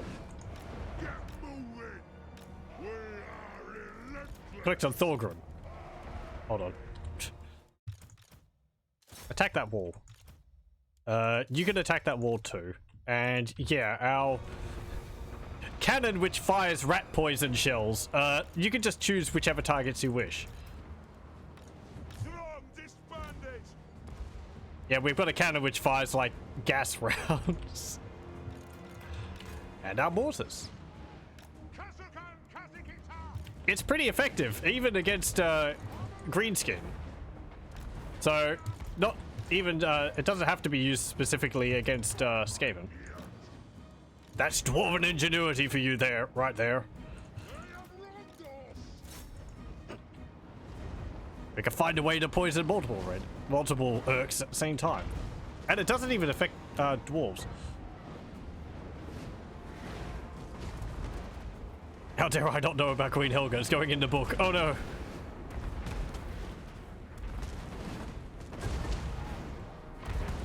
I have done a great rock.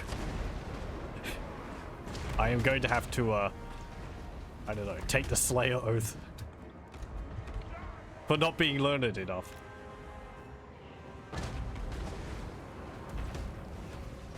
Actually, I could just fall back on my Skaven defense. Yes, yes, stupid beard things all the same.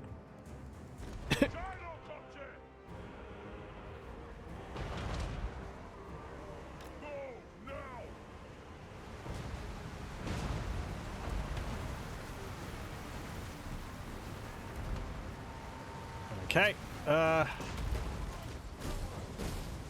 attack the fort tower.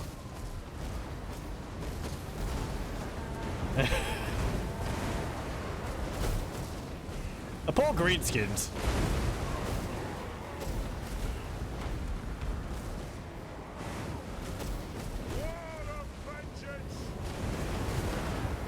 Do you feel sorry for them?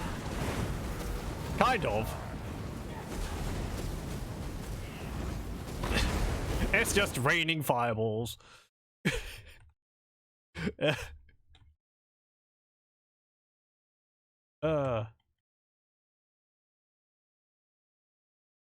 Yeah, there we go. Oh.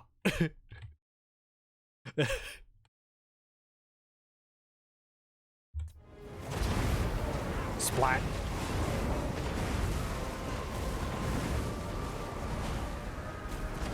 Let's get some of you to shoot the ones up on the walls. Because there's some archers shooting at us. We can't have that.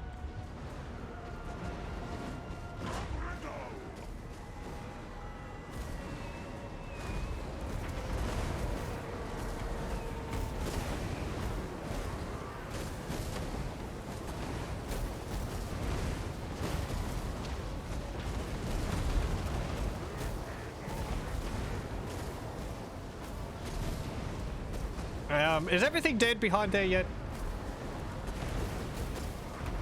It actually also looks like those mortars have about the same explosive radius as a normal mortar. Just that they are very heavy on the armor piercing. Because I'm seeing the explosions and they're sort of about that big, which is about the same as the normal Empire ones. These are our explosive coral bolts.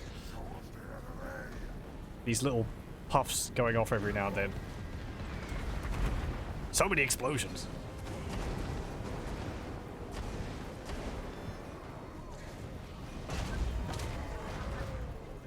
There's a rat poison going off.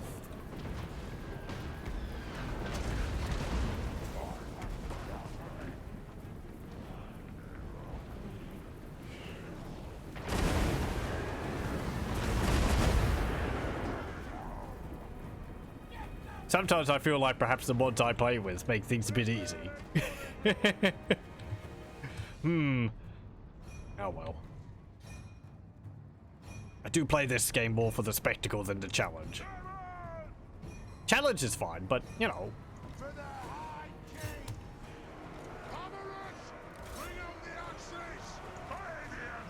I like to muck around with things as well. March up.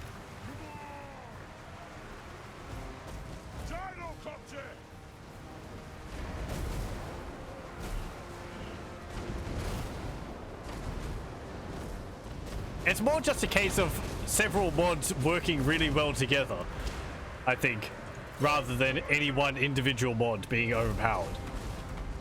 Because the Hammer of Grungni mod is really useful for the extra bonuses it can give, and these new units it gives are pretty fun. Along with the bonuses Grimm Burloksson give, as well as some of the bonuses from other factions, it just, you know, all works really well together.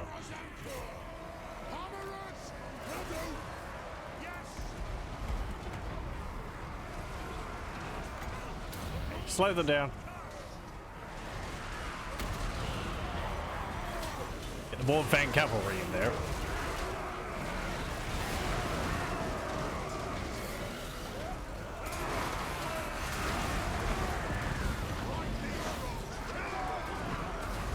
Also some flappers in there. Okay. Now gyrocopters have actually nearly used up all their ammunition.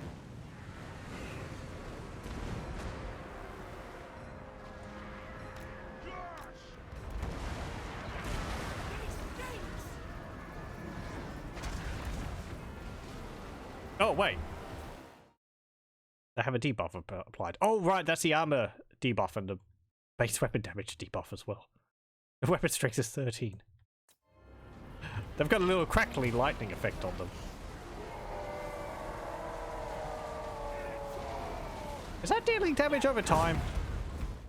Why did some of them just die? Hold on. Yeah, they don't have poison on them.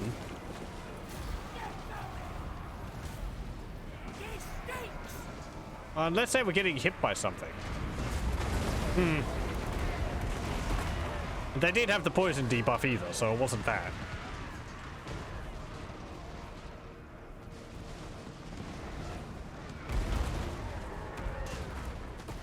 There we go.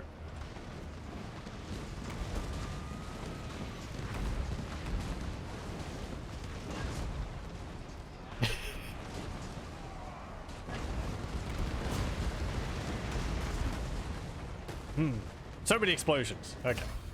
And battle.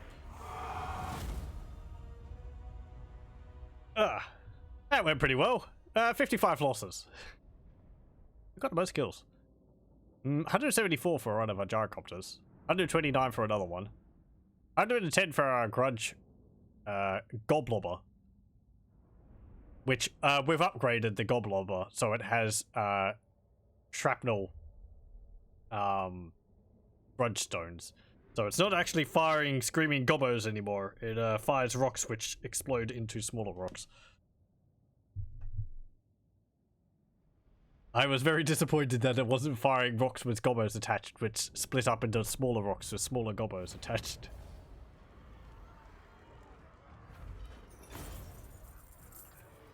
Yeah.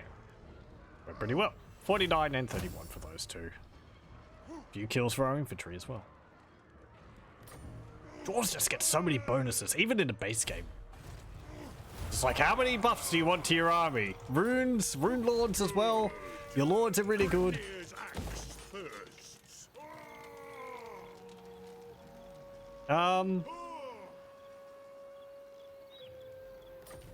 Right, now we have Karak 8 Peaks. There we go. You know who I am. We could start at looking at taking other regions. I think this is session 4 of our Grimm Burloksson campaign. So we'll probably be doing one more after this.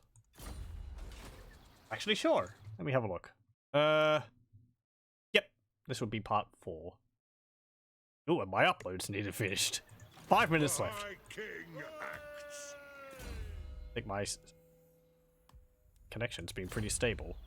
I usually don't like streaming when I'm uploading something. I feel like it's going to put too much strain on my internet connection. Doesn't seem like it's had too much of a problem, though. 0 for the Grudge Raker. Oh, my Grudge Raker unit didn't get any kills? Yeah, if they did, it's because, well, they were very short range. I did put them into the walls, so they can get quite a few kills if I put them into position to shoot, but they require quite a bit of positioning to make use. I usually put them on the front lines in front of my infantry, or slightly behind my infantry in a gap so they can fire through, and maybe move them around onto the flanks to shoot into the enemy units which are engaged in melee. Am I using the landmarks mod? Landmarks of the old world? Yes, I am. Why we have a well, we actually don't get any unique buildings in things, but I think this is from it. Great Gates of Grimbar. So this is also adding a few bonuses on top of everything else. to our armies.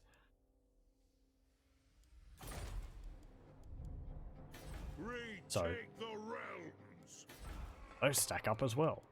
What's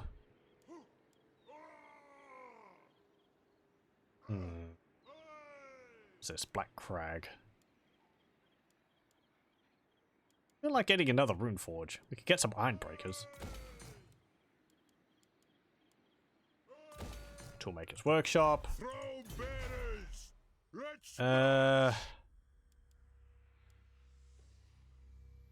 Get rid of the mustering hall. An armory in here. Drinking hall. What's public order like? +6. I want the gates. Get rid of the mustering hall. Get rid of the gunsmith's forge. And we'll replace it with the Grand Underway Junction and also the pastures building. Or the growth. Yep. I mean, if I'm going growth, I may as well get rid of the refectory as well. Or the whole hostelry. So that we can get the farm building as well. Because I'd like the settlement to grow as quickly as possible. We'll do that. We don't really need the recruitment buildings here because my armies are fully built up anyway. Okay. I'm going to upgrade the garrison in Mount Gunbad since those Skaven are sitting there. I might actually recruit a lord here. Let's actually get Karak the Grim. We unlocked him last time, but we didn't actually recruit him. There we go. So he is a really old and grumpy rune lord, like Thoric Ironbrow. You will answer for this insult. I don't actually know what the difference between them are, other than apparently Karak's the oldest and the most powerful living runesmith. They're kind of the same character, but I know they're two different ones in lore. What's he got? Karak's armor. Karak's armor is forged from heavy gromril. Over the years, the Rune Lord has labored long and hard on it, turning each separate component into a lovingly crafted work of art. -10 enemies wins a magic power reserve. +5 armor, +10% ward save. 25% cooldown to all spells enemy wizards in local region. Oh, okay. He makes it so they cast spells slower. Or once they cast a spell, it takes longer for it to recharge. That's nice. And Karak's armor passive ability. Plus 100% miscast chance. This is in 55 meter radius around him. -8 melee defense, -12% base weapon damage. Okay, that's nice. Karak's rune staff. This ancient staff of oak is adorned with the skull of a minotaur, which Karak slew while still a youth of just 100 winters. The skull has been coated in brass to preserve it. +5 melee defense, 15% fire resistance, -10% enemy hero action success chance, +5 untainted, and passive ability rune staff. Constant affects allies in and self within range of 55 meters. Strider, 11% magic resistance and 44% flame resistance. Okay. I think Strider means that they'll be able to go through forests without getting slowed down. Karak's hammer. Karak forged his hammer when he was still a young runesmith. It bears Karak's own hidden and secret rune. It heats up the hammer till it glows red hot, and then transfers the heat to whatever it hits. It also drives the hammer forward with crushing force. The hammer is so hot that any enemies affected by fire are affected by the hammer as if it were actually burning. So it provides flaming attacks. +50 armor piercing weapon damage, +10 melee attack. Enables magical attacks, 10% income from post-battle loot. And Karak's hammer, an augment for 42 seconds with a 90-second recharge. Fire damage, 30% base weapon damage, +24%, +24 melee attack, 30% armor piercing weapon damage, and also gives enemies hit by flammable, so it makes them weaker to flaming attacks. Okay. Order deep, obstinacy, obdurate. That's the same. What's he get here? Locus of power. Oh, right, yeah, they get minor miscasts while casting. Oh, they get, yeah, minor miscasts when they're casting within 100 meters of the Lord. Labor of Love. Krag rarely emerges from the underhalls of Karak, preferring instead to labor secretly on his lore, which he jealously guards. 4 Oath Gold generator per turn. 15% magic item drop chance. Runes of Warding. 10% ward save for Lord's Army. For all units in Lord's Army, and plus 8 melee defense for Lord's Army. When Krag goes to war, he brings with him some of the finest rune items he has created. Finding the successor. Perhaps one day he will find a worthy successor, but so far no one has proven themselves, much to the chagrin of many an aspiring runesmith. Plus 5 hero recruit rank for runesmiths, local province. Ancestral Guards. Krag is accompanied to the battlefield by ancestral guards who have sworn binding oaths of protection. Expert charge defense for Longbeards and Hammerer units, Lord's Army. Plus 6 melee attack for Longbeards and Hammerers units. And 10% physical resistance for Longbeards and Hammerer units. Okay, that's nice. The oldest Rune Lord. Krag the Grim is by far the oldest living runesmith, only rivaled in power by a certain Thorik Ironbrow. Plus 2 ability number uses for Master Rune of Krag. Okay, I'll have to have a look at what that is. And minus 15% shared cooldown for all rune magic. I think that means when you cast a rune, the timer which activates for all runes, rune lords and rune smiths in your army gets reduced, rather than the cooldown for that individual rune. So that's nice. You could like, yeah, cast runes more often, separate runes more often. What's this? Master of the Ancient Lore. Minus 5 ability recharge in seconds. Duration is 5 seconds every 20 seconds. Recharge if engaged in melee. Oh, okay. Master Rune of Death. This ancient rune is said to have been engraved upon the weapon which Grungni slay Drak, the father of all dragons. Drak. Plus 24 melee attack, can cause fear. Imbued, killing blow, chance to kill humanoid cavalry target on hit, 0 seconds. Is that what it does? That's different from killing blow in the base game. I think killing blow in base game increases the damage a unit does when they've got low hit points. Slayers have it, don't they? That's death blow. Yeah, when the hit points are lower than 20%, it gives an increase of base weapon damage and armor-piercing weapon damage.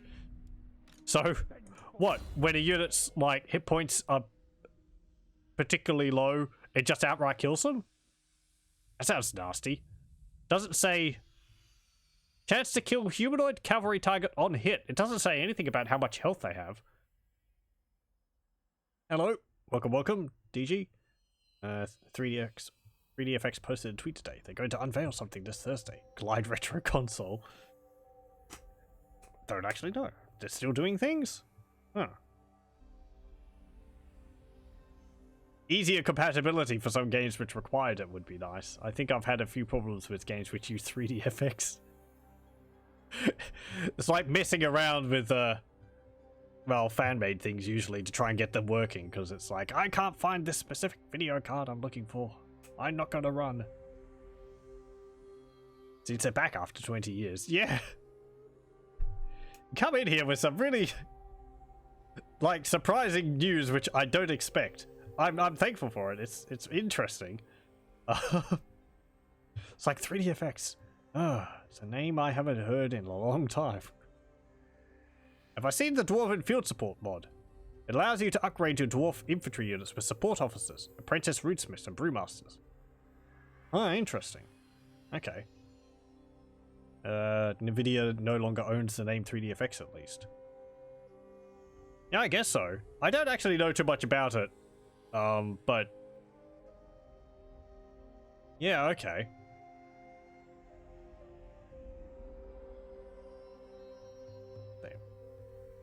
Did it split off for them at some point, or did it Did they just stop using it so they lost the name of it? I don't know. Let's see. Rune of Wrath and Ruin, Rune of Oath and Steel, Dampening, Rune of Slowness, Forge Fire, Rune of Breaking, Negation, Hearth and Home. Master Rune of Crag, here we go. This rune will be the old runesmith's greatest legacy to the Dwarf realms when he releases it, if he ever does. Crag devised his rune to aid him when forging. Gets 2 casts of it. It's a vortex. Duration is 17 seconds.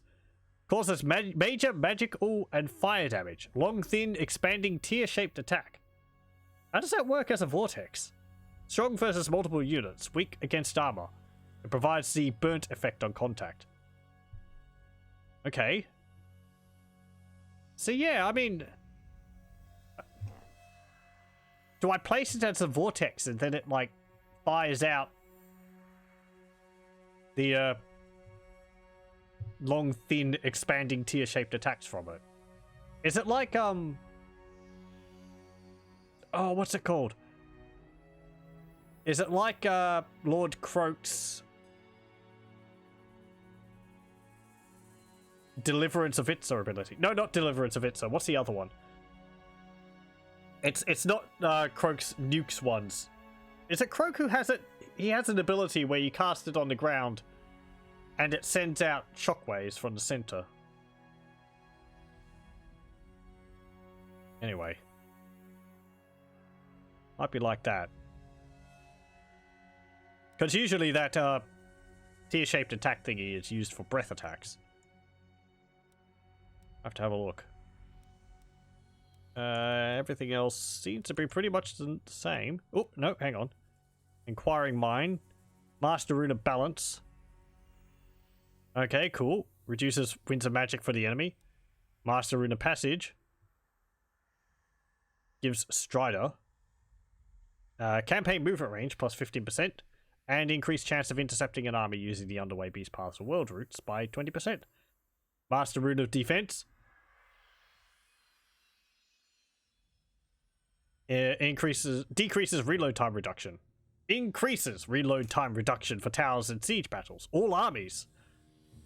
And siege hold time +2 all provinces. That's nice. Just getting the towers firing faster is nicer. Master Rune of Valaya. This ancient rune was invented by Valaya herself, the ancestor goddess of the dwarves and founder of Karak. +1 public order, local province. +10 growth, local province. Minus 15% construction cost for province capital settlement buildings. Okay. Master Rune Lord. Hero recruitment, runesmith, local province. Minus 30% to the recruitment cost for runesmiths. Lightning Strike. King's Guard. If you're not on the list, you're not coming in. Inspirational Leader. Pure Beard. And Renowned in Feet. Okay. I bet these are really nice.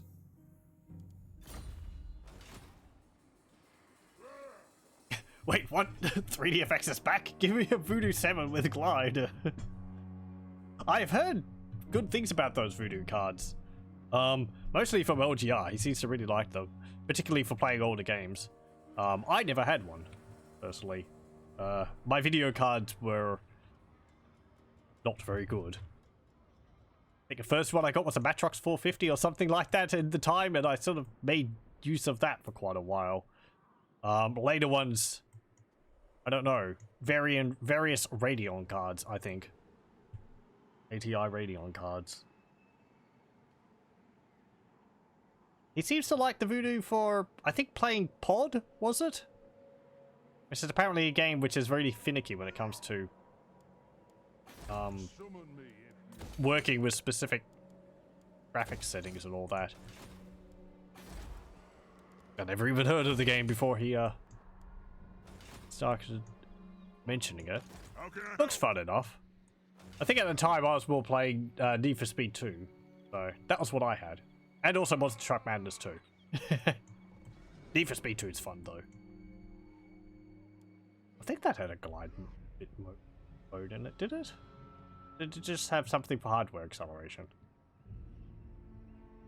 There is a mod that makes Kataf Southern Realms available as mercenary units like the Ogres. Oh, okay. That makes sense. A number of their regiments of renown are actually... what's it called? Mercenaries. Okay, after all that yakking, going through the character's abilities. I like to be thorough. Let's upgrade that. Sorry, I'm just having to, like, talk to myself to get on with it. Let's give you some abilities and followers. You can have a Slayer Ward, I guess, and a Runesmith Apprentice. Get the Fencer Blades. Obsidian Amulet. That's fine. Okay. What am I going to do with you? My axe thirsts for I'm probably going to build up an army here for Baradin Stoneheart, who's actually Zufbar's lord, but Grimm is our legendary lord, if that makes sense. Okay, I do want to move you. Yeah, I think I'm just going to force march you down here. And we'll have to hope that you can hold off against the Norscans. Okay, enter. You had a voodoo too back in the days. Good times. Yeah, I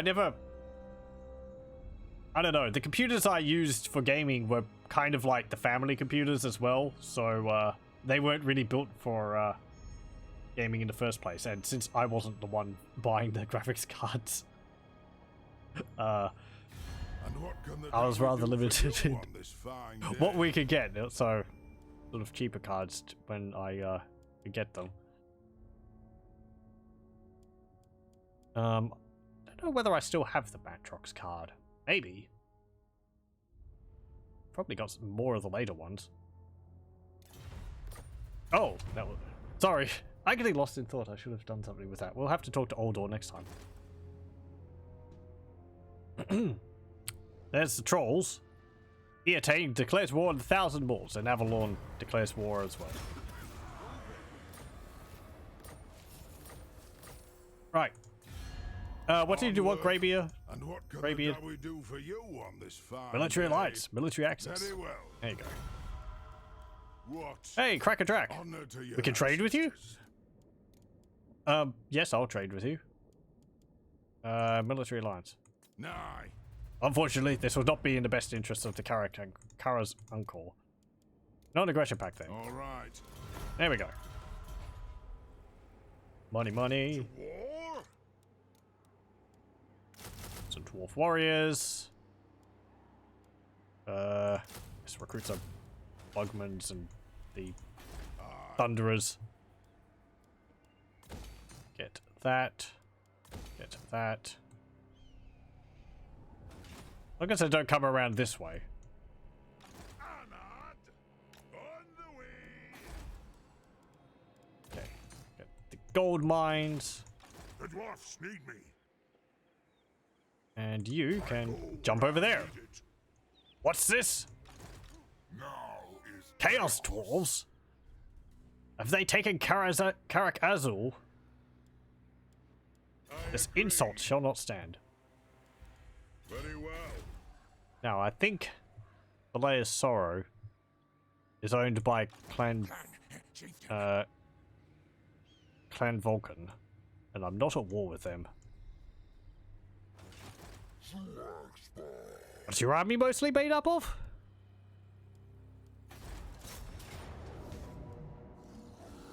Mostly goblins. Carrion warriors. Archers, squig hoppers. You have a unit of chaos stone trolls and some stone trolls. You also have your lord, Sozpug.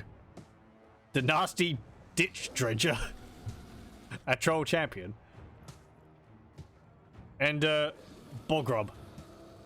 A goblin big boss of the Carrion tribe. Carrion goblins mostly means that they have this ability where nearby trolls will eat them when the trolls leadership gets low. Or maybe health as well.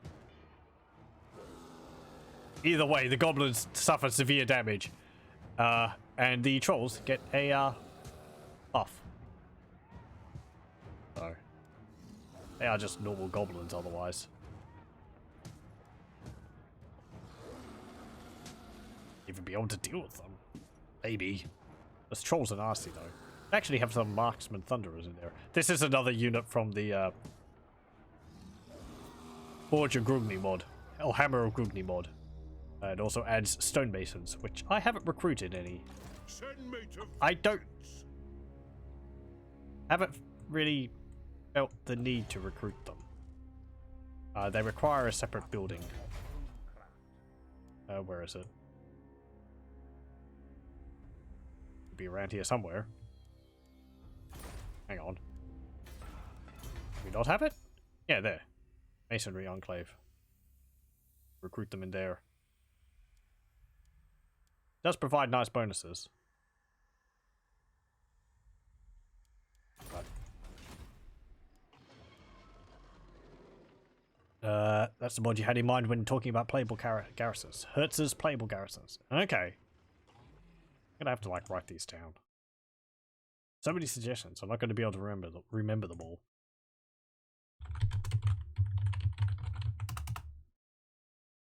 Let's see.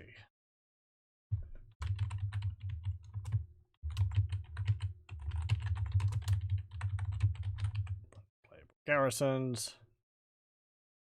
Let me just have a look and see some of the mods of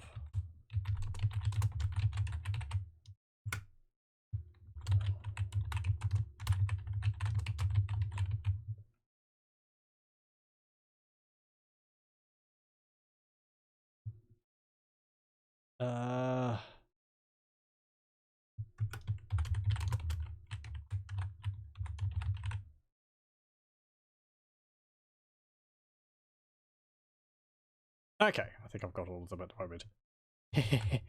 There we go. Yeah, Clan Vulcan and the other mod's broken at the moment. I think yes, the Skaven clan mods haven't been updated yet.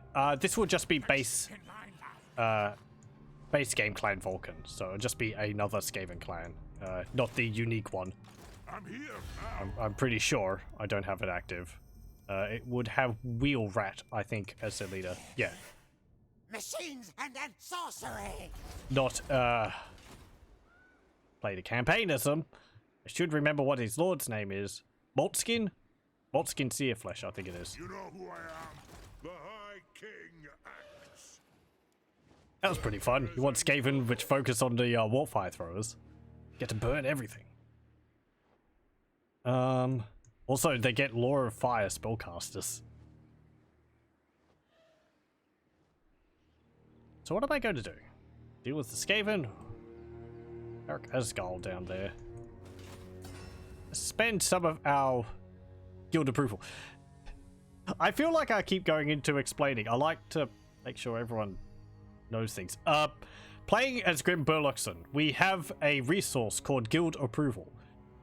We get this whenever we retake lost holds and settlements, and we lose it when we apply upgrades to units in our armies. Like these quarrelers here, I could give them explosive bolts, but it will cost 5 guild approval because the guild doesn't approve of us messing around with tried and true dwarven technology. But because we get results, they're a bit more lenient about it. So we can push our luck. If this gets too low, I think below 80, and various other stages below that, we start accruing penalties. 100 is the max.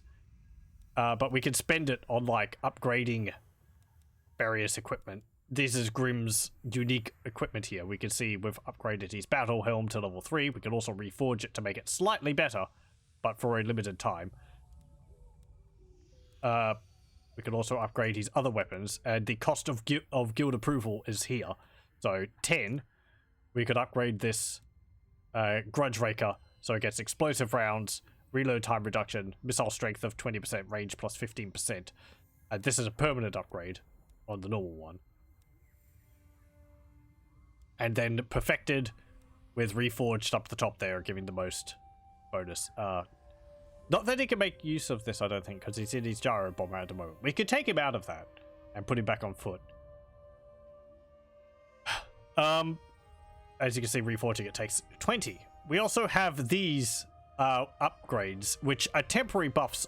I believe they're all temporary buffs of 5 turns, which we can apply to all of our armies, or we can give gyrocopter mounts to our master engineers, or improved bolts for our bolt throwers, quarrelers, and rangers, or this one, which I've used like twice, which gives grudge buster rockets to all of our armies, which is quite nice. Enhanced black powder, we get the ability, I think that's like the extra powder ability, which gives more explosive effect or something for them, or more damage for our ranged units while their ammunition is above 80%.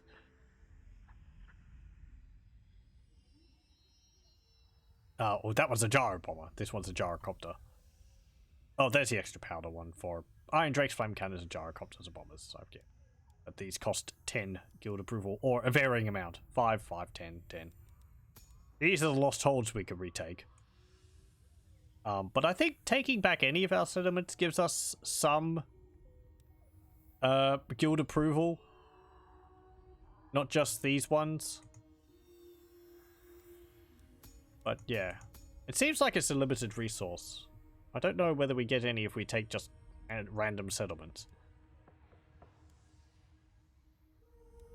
Let's actually upgrade something. Don't think we're using that. Let's upgrade his Cogax. Yeah.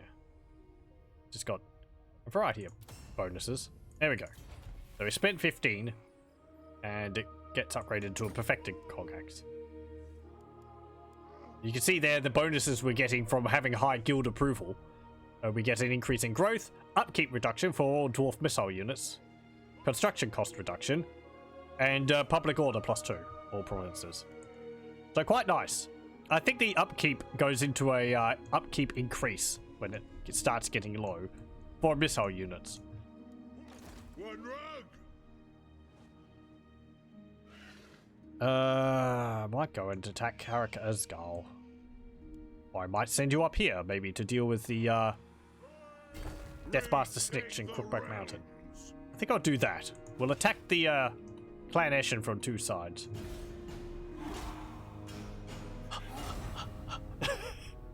Oh boy, so much talking.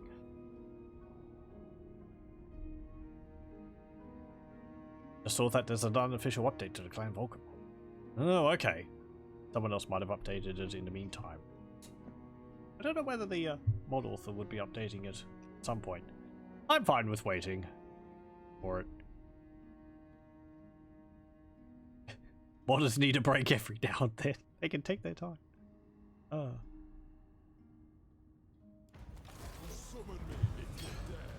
Okay. Get a student, a student. Clan Vulcan declares war on the Chaos Dwarfs. Zartan Black has an army of goblin slaves. That's going to work well for him. Yes. You could get technical enhancements, I think. Actually, no, get triangulation. Onward. And you can jump up here. That's a lot of rat ogres in that patrol. I am the White Dwarf. Hello, Chaos Dwarves. Destruction for all. We have treated with all sorts. We can treat with you. No, you can't. Get out of here. How can I help? It's appropriate that Grimm Burloksson is the one to start delivering blows against the Heading out. Chaos Dwarves. Yeah, they actually have Karak Azul. Ooh. You also see there's new icons for discovering settlements of the different factions. Previously, it was showing the Skaven icon, but I believe there's unique ones now for Chaos Dwarves. I would assume the Rotblood tribe, trolls as well, I think. So that's quite nice. that. Get the walls there. You can move away if you want. Don't let me keep you here. Lord of Clan Borglin. Aye? This road is shoddy. Okay. March down there. Upgrade that, upgrade that. Onward. You can get immortality. You can get rune of breaking. Let us begin. You can get Axe Lord, I think. Actually get obstinacy. Because again, you're kind of in the firing line of the Chaos armies when they arrive. So what else can we get? I've been focusing on upgrades for our ranged units, since we're making so much use of them. Range increase for gyrocopters. Yeah, pressure regulating valves. Then we might start going into our tech upgrades there. Okay, what have we got? Acolytes of Hushut, Infernal Guard. Some Slave Ogres, Solar Damnation, Chaos Dwarf Warriors, Devastators, Goblin Slaves, Rykarth, Zartan, and Warhack. Okay.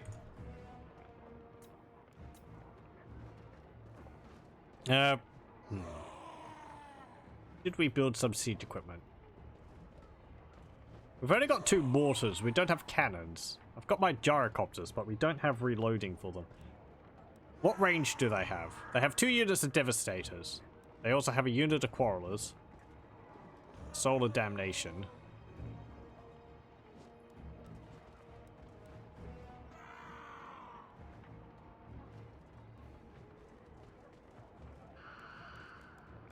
Might build some siege equipment and see whether they attack us.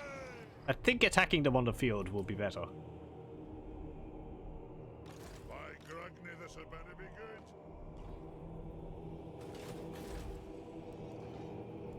good. Okay. Slaughter! Enter.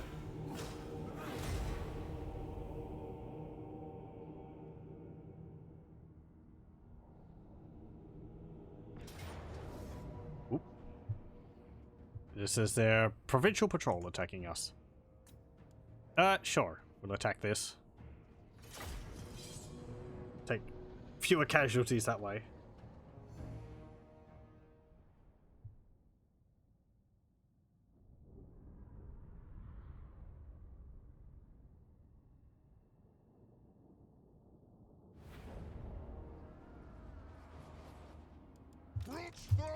Okay, we can actually use our rat poison against actual Skaven. How about that? For the first time, instead of greenskin.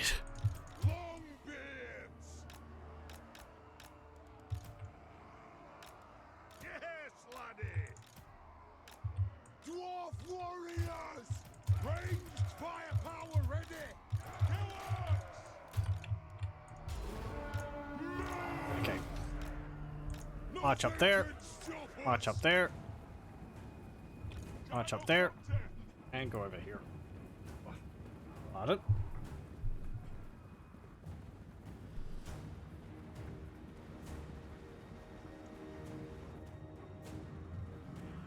So, what have they got? Night Runners, Rat Ogres, Clan Rats. Yeah. Nothing really too worrisome. And they've got some Plague Monks. Oh, and some Doomflayers. For the ancestors!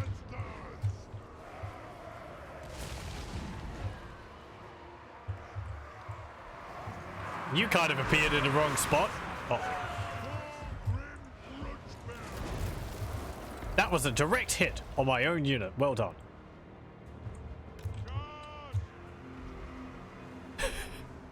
Ow.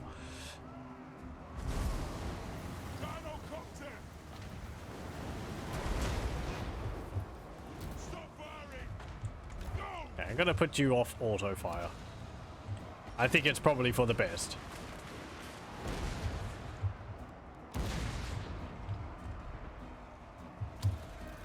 Okay, I might actually move you up to here, since you're the grudge rakers. Take to the air! As you command!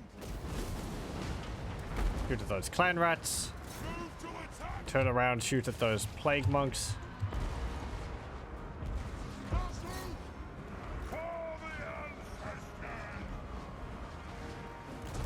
The clans unite! Fire at those rat ogres.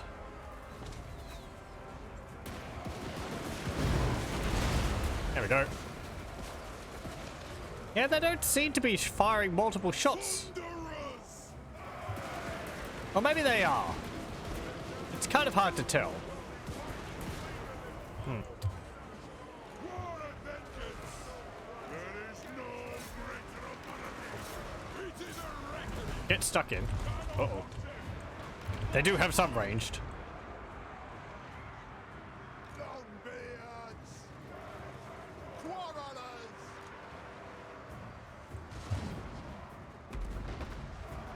Thunderers! Okay. Thunderers, you can shoot them. Longbeards! Move now! They have wronged us! Go there. Blow through! Go there. Axes out! Thunderers, shoot at them again. Grudge rakers, rather. Taking aim! Hey! Get out of here! Cannon! Start shooting, lads! Stupid doom flayers are shooting, attacking my artillery. Quarrelers! Strike out! Thunderers! Gyrocopter! Strike out! Stop! Okay, are they fleeing now? No. Barracks! Stop! Quarrelers! There we go. The doom flayers are fleeing. Ah. Powder charged! For the ancestor god! Fire at will! Gyrocopter! Range far, range fast! What's my opinion on the new Total War Troy update DLC, the Mythos one? It looks pretty neat. I don't actually know too much about Total War Troy. I haven't played it since it's been on the what's it called? The Epic Game Store. So I've sort of been waiting on it coming out on Steam to give it an actual look at. It seems like they're having a historic mode, the sort of base game partial mythology mode, and the mythology mode as well as different levels. We are relentless! It looks neat, the addition of the mythological units. They have wronged us! Move! And things like the Hydra looks neat, and the what else can you get? Griffins. I feel like there's good potential if they spread out into other areas. Say like Egypt, you could have Egyptian mythological creatures or something like that. Even though the focus is on, you know, Greece and Troy. There's quite a lot of mythological creatures there. I'm sort of yet to determine whether it'll be enough for me to consider purchasing it. So much of my time is spent playing Warhammer Total War. The other ones have all sort of fallen to the wayside when it comes to that. It's difficult to go back to like Rome Total War or Rome 2 when you don't have rat ogres and dragons flying around. I guess the mythology mod, the mythos update for Troy would remedy that somewhat.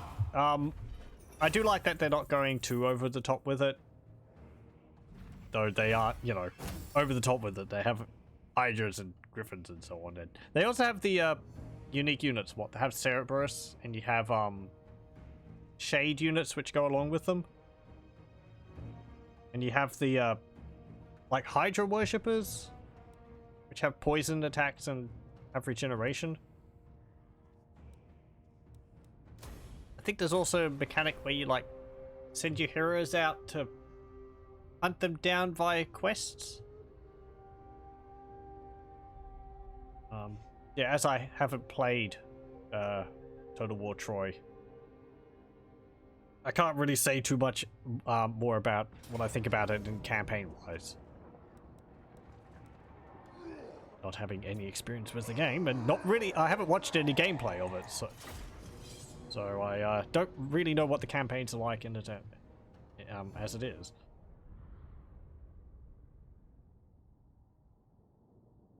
Oh well, you're attacking us and it's a crossing.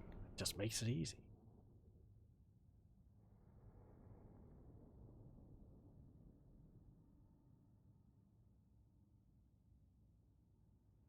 Now we're going for time. Okay. I'll go for another half hour or something. Let's see. Split you up there. Split you up like that. Actually. Go like that. Go like that. You can go there.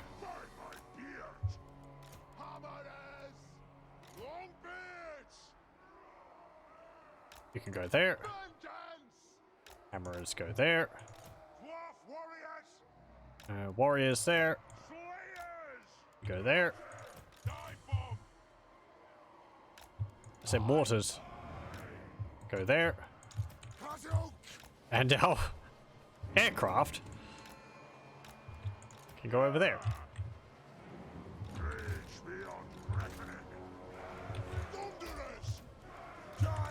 Split you up into two groups, and there. Okay, so, Chaos Dwarfs.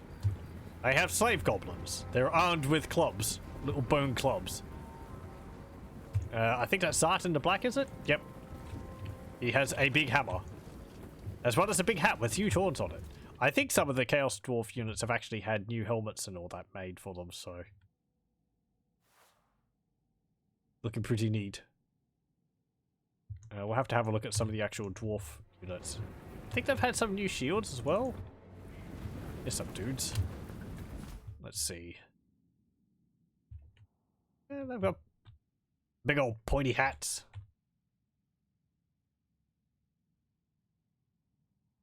Shields. Oh yeah, these ones have got really nice looking shields now. And they got some big hats in there too. Hooray! I do like the large hats on the Chaos Dwarfs. They also have some of the Chaos helmets in there, which I think is more based on some of the models from Age of Sigmar. I think there's some Chaos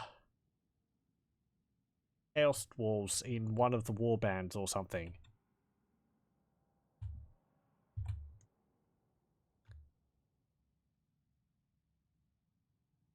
Yeah, and then you have the Devastators. Ooh, they've got differently textured Thunderer rifles. What else? Orc slaves. Or Devastators. Ooh, hey! The slave ogres! Okay, so they're actually using the new ogre models. Which makes sense. Part of me does miss the old sort of orc models being used as ogres, because they look like the old ogre models from the tabletop, but the new ogre models, you know, they look much better, and I like this. They've actually pretty much the same color as the sand around here, so I like, in particular, when it comes to the ogre models, I like the colors Games Workshop had for them, where they had this sort of kind of like a greasy grey coloring to them, because it made them look a bit different rather than just a skin color, like a flesh color to them. Oh, you got called to help with something. You did hear my opinion about Troy Mythos DLC. Oh no. Okay, let's see. Briefly. I think it looks interesting overall. I like the look of the Hydras, Cerberus, and the new mythological units which are adding.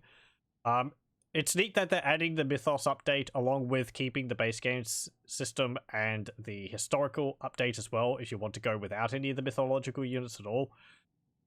I kind of hope that they expand it into other cultures around the area, not just keeping it to the Greeks. They could possibly go into Egyptian mythology units. There's potential there for that. I understand a lot of people have very fond memories of Age of Mythology, which is a game which I also should probably play through at some time on my channel. I have played through that. That is a good game. I don't think it will get to that level of just stuff everywhere, but yeah, the quests look interesting for it as well. But as I said, I can't really have too much of an opinion on the actual gameplay when it comes to the Mythos update for Troy, because I haven't played Total War Troy since it's only been out on the Epic Games Store, and I've been waiting for it to come out on Steam before I really consider purchasing it for myself. Also, thank you very much for the follow, Panna frickin' Brad.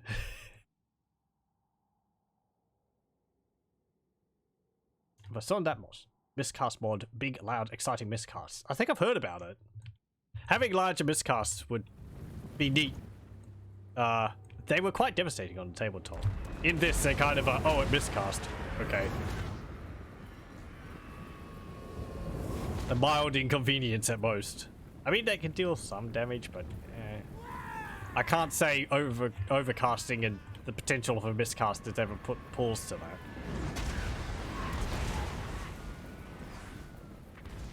About other cultures, there seems to be hints of the Egyptian gods, so maybe Egypt DLC. Without having played Troy Total War, I kind of hope so. As I said, I feel like there's good potential for them to expand it out to other cultures. Even like, oh, what's it called? Babylonian, or the Assyrians and so on. You have different,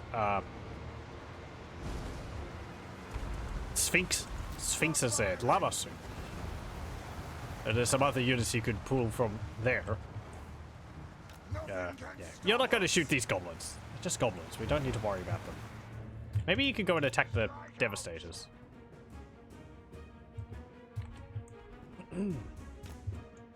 Though I also understand that Troy is kind of focused around Greece, so you don't necessarily want to take the focus too far away from that. But another part of me is like, there's so few games based around the Bronze Age period that Troy is kind of the only one at the moment based on that. So I'd like to see them do more with a setting, just because it's such a rare setting for games to focus on. Also because I'm a big fan of Age of Empires 1, and that was, well, very Bronze Age centric.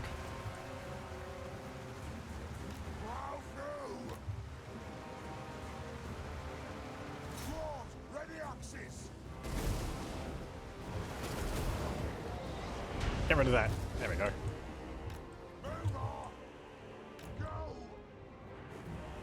I think there's a mod for Rome Total War which puts it into Bronze Age. I should probably play a bit of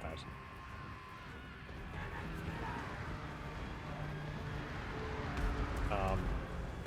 Bronze Age combat involves a lot of slingers, large groups of infantry, and large squads of chariots, and some very few small units of really heavily armored dudes, comparatively to everyone else.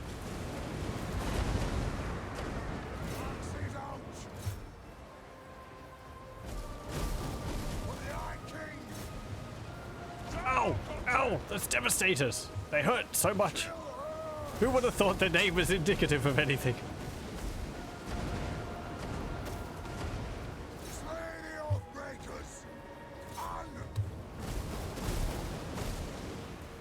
That's why I like the Grudge Rakers against large targets, because they're hitting with multiple shots, they just tear through They just tear through, like, large targets.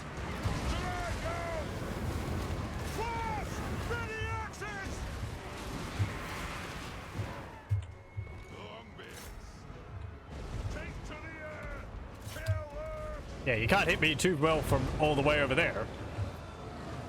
There we go. So have they all fled? Maybe you can come over here and help with the front line.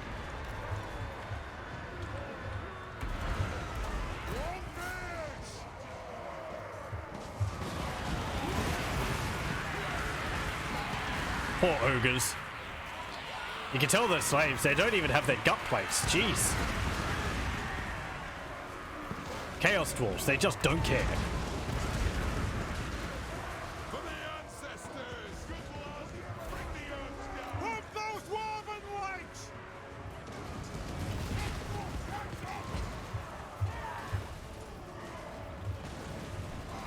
Get out of here.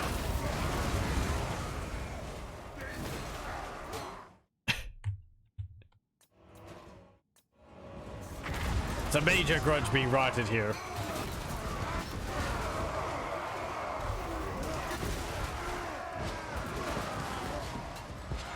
As well as a few explosive shots from our quarrelers dropping in every now and then.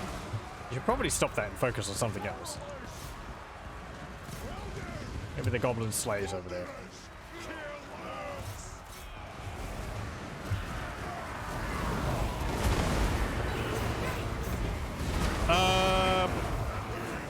Did I tell you to shoot my unit or the enemy unit? Because that looked like you were shooting my own dudes.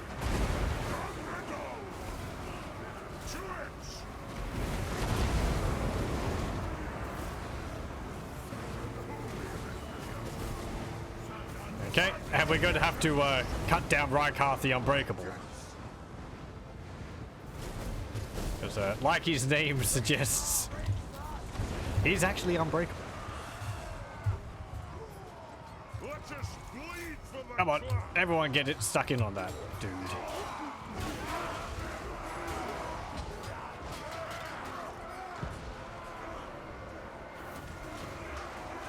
It's just goblin slaves running around the battlefield out there.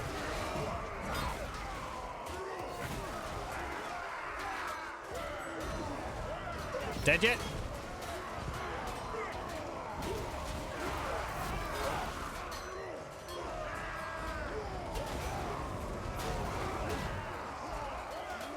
Got everyone beating up on him.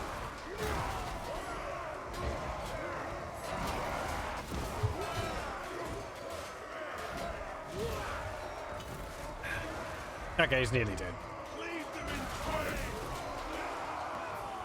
There we go.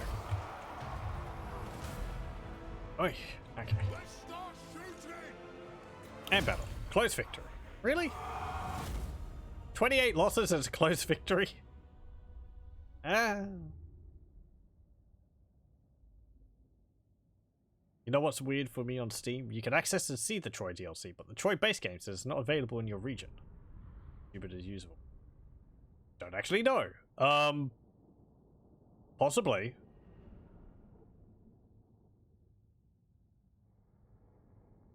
I wouldn't know. Maybe send a message off to Steam staff to see whether they can help with it?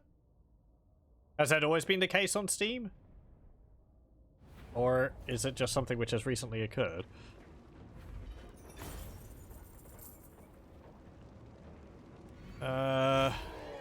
Drink to victory. We're not going to get much gold for executing them all.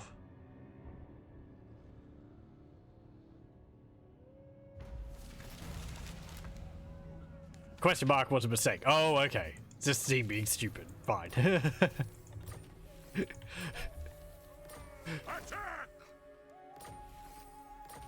Well then. What's this? The skulls are safe. Defeated Warhack Skullcrusher. 50% income for raiding. He was not immortal. Defeat Rykarth the Unbreakable. 10% physical resistance for the Lord's army. Wow, okay. And what was the other one we got? Job Creator at Tower of Zar. Local recruitment capacity +1 for defeating Zart and the Black.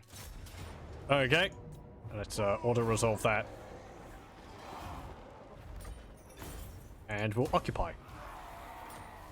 There we go. You know who I You am? can see also we've gained some guild approval from taking the settlement. Let's get that. How can I help? It's not the first time you've had that happen to me. Oh, okay. That's unfortunate. I guess at least you know that it's only going to be a temporary thing. Though that would be annoying to have to put up with. Let's see.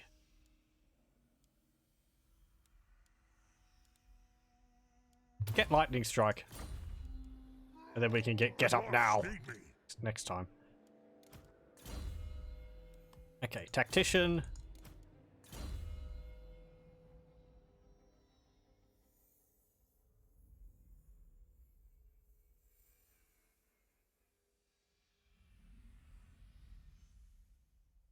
Hmm? What do you mean? Am I missing something?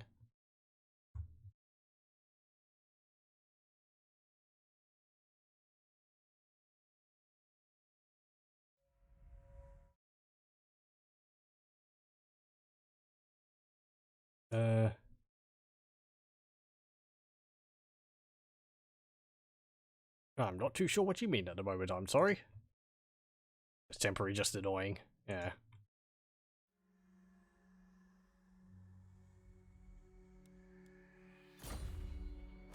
Send me to vengeance. Okay, let's get that. Throne bearers. And we'll Let's go up march. here. What have we got here?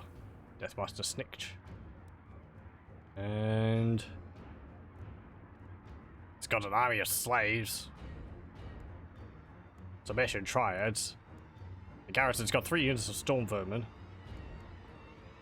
And a plague color catapult. That's really not that scary.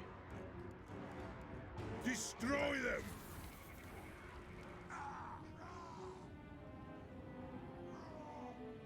Oh, was it some messages you sent? Got eaten in the ether. I didn't get a notice about that, I'm sorry.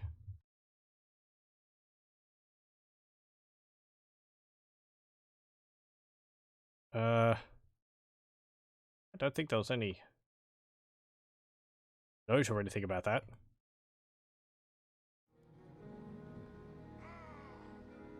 Speaking of Age of Empires, what's my opinion of Age of Empires 4 from what was shown so far?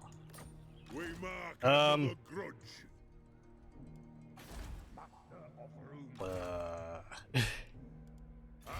It looks pretty neat. I like the mechanics they have with the different factions. Moving. How they like play differently. It seems to be taking a fair bit of inspiration from Age of Empires 3, which I didn't play too much of. Well, I did, I suppose, but I didn't. My axe thirsts for war. Not as much as like Age of Empires 1 and 2. I'm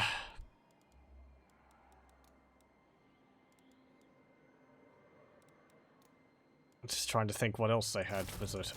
Let's get those. Let us begin for the wisdom of the layer. Okay, get rid of that. We're going to get the garrison building. And... oh, and there's a mod for Rome Total War that makes it Amazon's Total War. Okay. I suppose that's an expansion of... if it's Rome 1 Total War, I think there was a Amazon's faction in the base game. Who calls me? I think if you went up into like the far north, you could recruit some units. But on Age of Empires 4, yeah, I like, as I said, how the factions have different ways they play. Like the Mongols are very nomadic and they sort of roam around the map. And then I'm trying to remember from watching Spirit of the Laws videos on the updates. I haven't really been following it too closely other than his videos on it. I do recommend Spirit of the Lord channel if you like Age of Empires 2 stuff. I mostly like watching it just for the math. Even if I'm not good at math at all myself. It's satisfying to see it all laid out for me. Oh, what else is it? It's like the Chinese, you can have tax collectors going around to the different buildings. And they sort of build the settlements within walls. I can't really remember much else about that than that. I think is there like an India faction or something which builds wonders to level up the ages instead of researching it like other factions do. I think there's the French as well. They have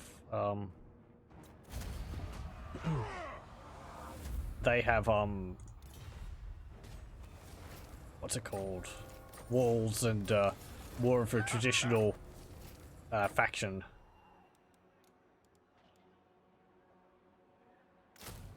Let's get one of these mortars. To battle! Okay. What is from him? You had the urge to buy Age of Empires 2 Definitive Edition out of the blue yesterday, but you haven't yet. I think I actually do have it. I can't say I've played too much of it. As I said, I've always been more of a fan of Age of Empires 1 than Age of Empires 2. That is primarily just nostalgia. I'm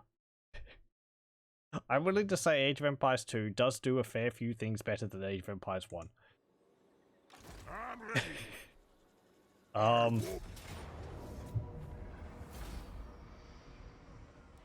Don't know if I have any of the expansions for Age of Empires 2. I think I might just have the base game.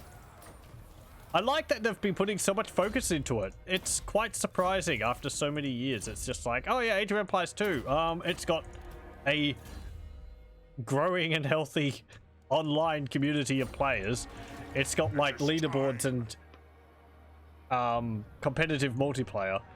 And we've been having regular, good quality faction, like faction DLC coming out for it, which is all. It kind of boggles my mind a bit, considering the game came out in the what, late 90s, and it had one expansion for it. It's like it's kind of a bigger thing now than it was then. But I can't say I've played too much of Age of Empires 2 Definitive Edition. Maybe here and there. I think I get put off because it's been... the AI has been improved so much. It's daunting. It's like playing, it's like StarCraft 2 or something. The AI is extremely efficient. You can't really play a relaxing game. I think that's why I like Age of Empires, because the AI is kind of really dumb. So I can play at my own speed better. Whereas Age of Empires 2, it's because of the competitive nature of it, it's sort of more focused on having a build order and all that, which puts me off a little bit. I know I can play with the base game's AI.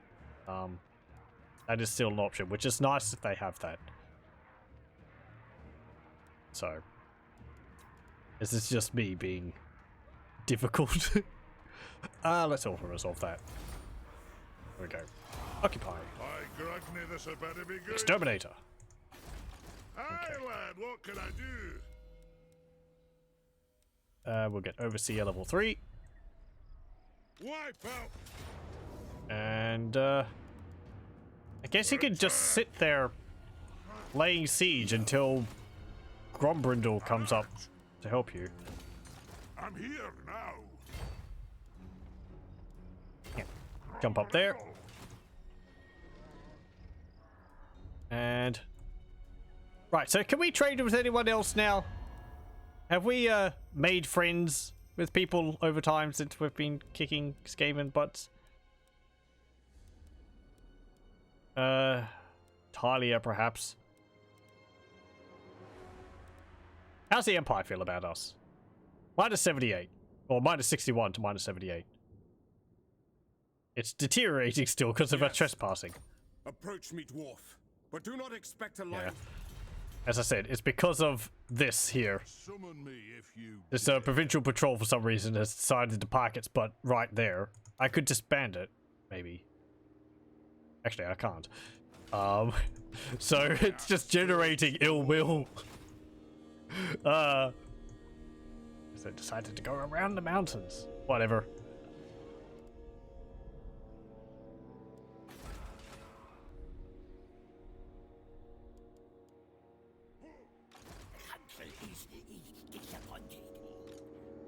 Okay, Crag. I think I'll send you north. You can help, Barondin defend up here. time for a reckoning. I need some more money to be able to build the watch room. Am I spending some money somewhere which I don't need? There we go. Enter. You didn't really play Age of Empires, you only looked into it. Your language barrier at the time prevented you from playing it. Yeah. I don't know whether I'd recommend Age of Empires 1 to people if they haven't played it. I just have a lot of fondness for it because I played a lot of it when I was younger.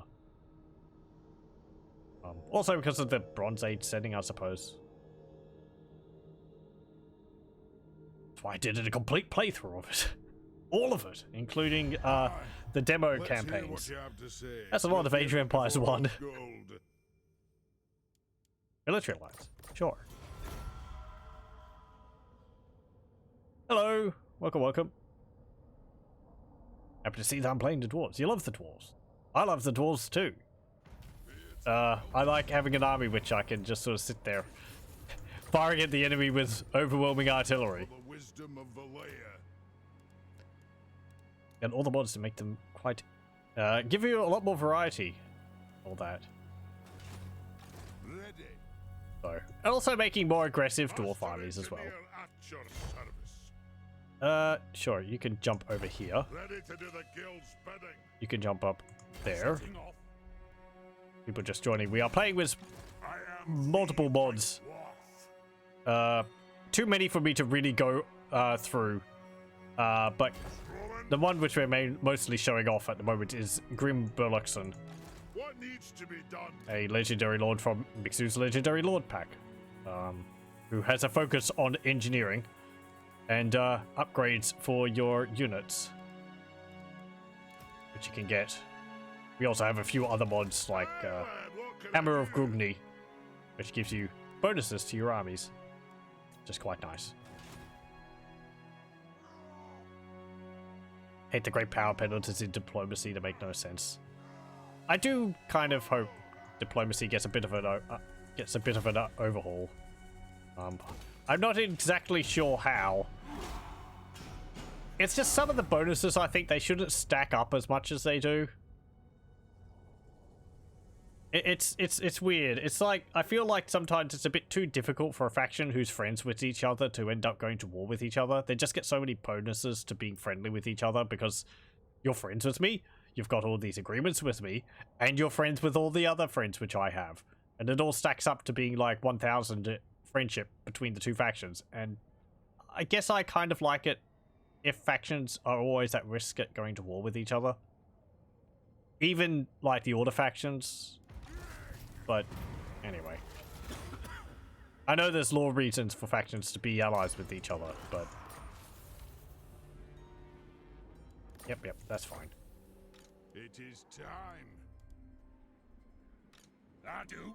It's kind of like the reason why the Order factions struggle so much in the Warhammer setting is because they don't really get along with each other. They do unite in the face of the Chaos invasion, and this is something which they did in the base in Warhammer 1 Total War.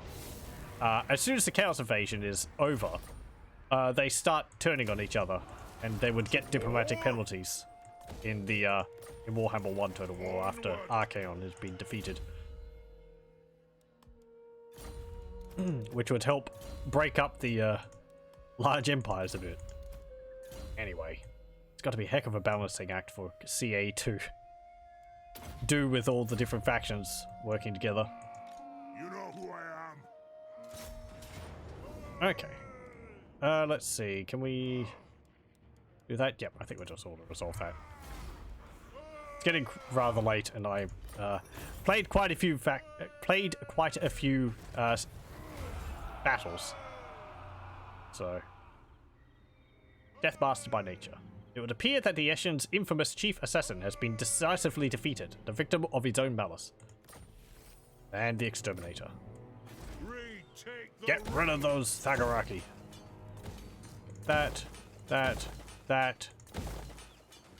And keep that. Scrund. You can keep up there. I'll see it done.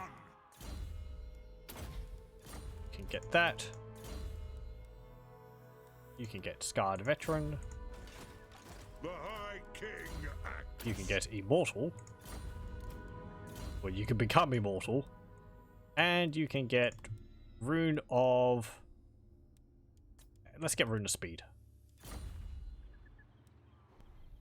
Okay. We also own... Can't upgrade that settlement. I would if I could, but for some reason it's not letting me. By the Lord of Murder. What are you doing there, Malice? Oh, it reminds me one time, I was playing as a faction up here. I think I was playing as Malekith, and I had a military alliance with Morathi, and Morathi had actually confederated with Hagreef or Malice Darkblade's faction. So I got to see on the map,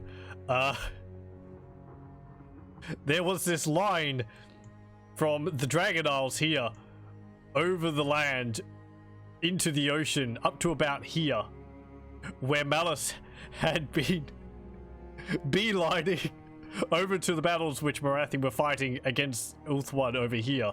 He'd just been traveling across the land, going through all these regions. I was wondering why I was going to war with these factions all the way over here. It was because Malice, his army was getting sent across the world to come over to Naggarond and Ulthuan. Oh, the AI is amusingly single-minded sometimes.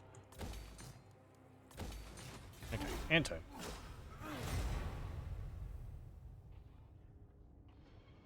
Too many mods. Look at your mod list. 204 mods enabled. I don't think I've got that many. I know I have a rather small number of mods active compared to other people. Yeah, my mod count is only 64. So that's like baby numbers. I do have about half of that again, I think, which aren't active. But some of those are ones which I would only activate specifically if I wanted to play them. Because, well, some of them are really good. There's the extended... there's the Tomb Kings extended mod, which is really good, and I thoroughly recommend it.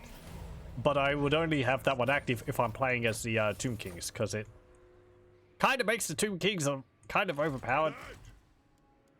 Gives them a lot of units. There's a lot of nice variety, but it's a bit ridiculous. There's a lot of it, so if I'm not playing as that faction, I think I tend to play without it actually active. There's other ones which don't work with a bunch of other mods, or at least they didn't last I checked at them, which would have been quite a few months ago, so maybe they have more compatibility now than they did. Throw bearers! Let's march! You're not right in the head. Okay.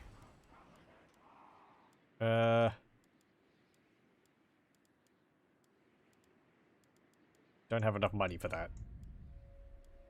How much money am I making per turn? 30,000. Let us begin. If only I could do with less armies. I've actually got a unit of Bugman's Rangers in here. That's like a first for me since they were actually released. Increase range and anti-infantry. You know what? Sure. Let's upgrade them both with long rifles. And we can give you piercing bolts. There we go. Summon me if And you I think dare. I'll recruit in your army another unit. How about a bolt thrower? Okay. My kin The throng of You would cavalry be interested in welcomes you. confederating with me, Ongrim. How much am I making for trade with you? 1,417. I don't think I could afford that at the moment. And your armies are kind of expensive. I must fulfill my slayer oath. Might be best to just keep you on your own at the moment.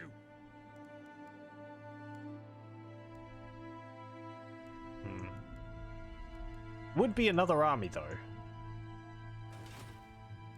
But my income. Additional army upkeep is 6,055. Oh no. Enter. I should get an army with only ogres. I've seen people do that. What can the dawi do for you on this fine day? Oh, hello. Sure.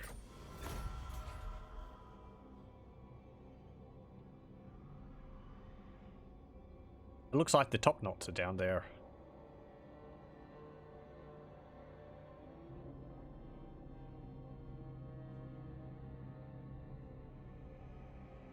Talabekland is no more. Who's attacking them? Is Reichland fighting against the other elect accounts now? I think Whistleland defeated Balthazar Gelt a while back.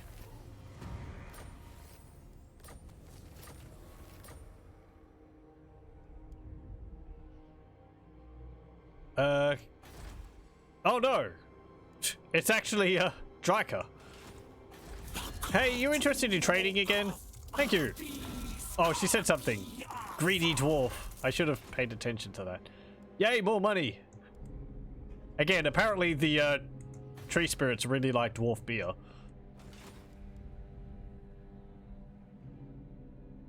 The dwarfs need me. I'm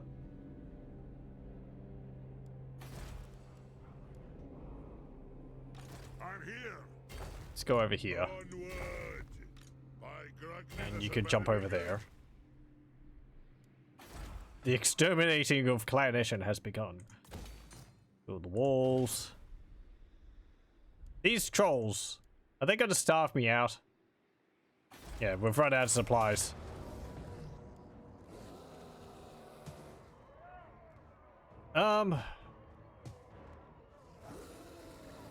Could we beat them?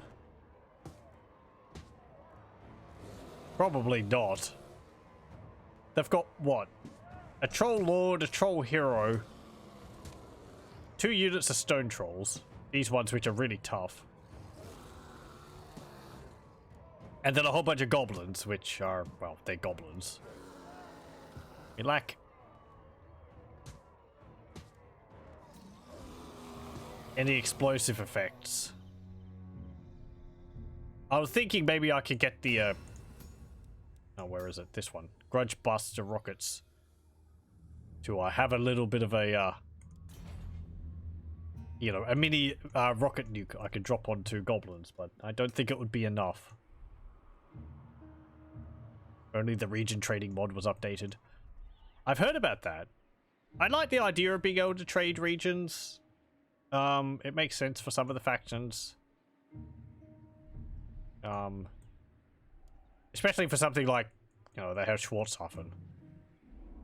And I would kind of like that to own all of Sylvania. But I don't know whether I'd give them, like, give them back Ostermark. Because I like my Empire lands. They shouldn't have lost them in the first place if they didn't want me having them. Clan Morgrim. If you say so, beardling.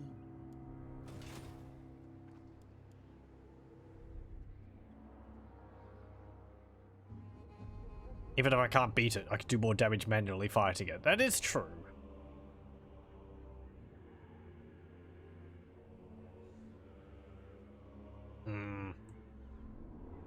I'd have to put all my shots into, like, the trolls. Because fighting the goblins is just... whatever. They're just going to recruit more of them. And they're just going to recruit more trolls as well. I mean to go back over there and take the settlement back when they take it. Solve.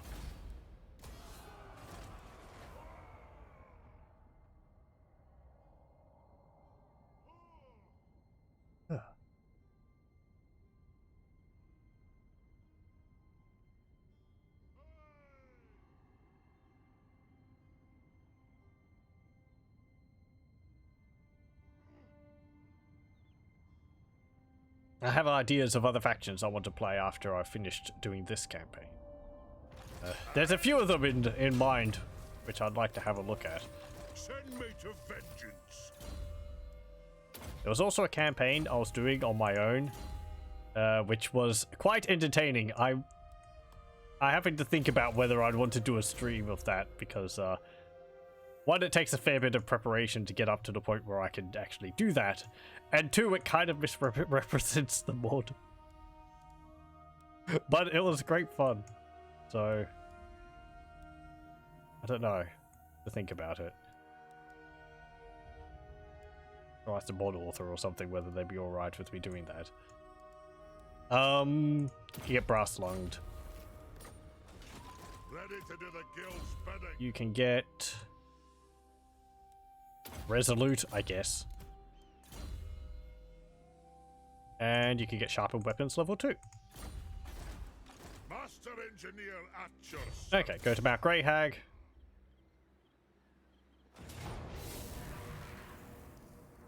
You can auto resolve that. Loot and occupy. Aye, lad, what can I do? There we go. We have that entire region. We get the brass cleaver, archivist, and a dwarf pride. What needs to be done? Get hard to hit level 2. You can get extra powder. Okay,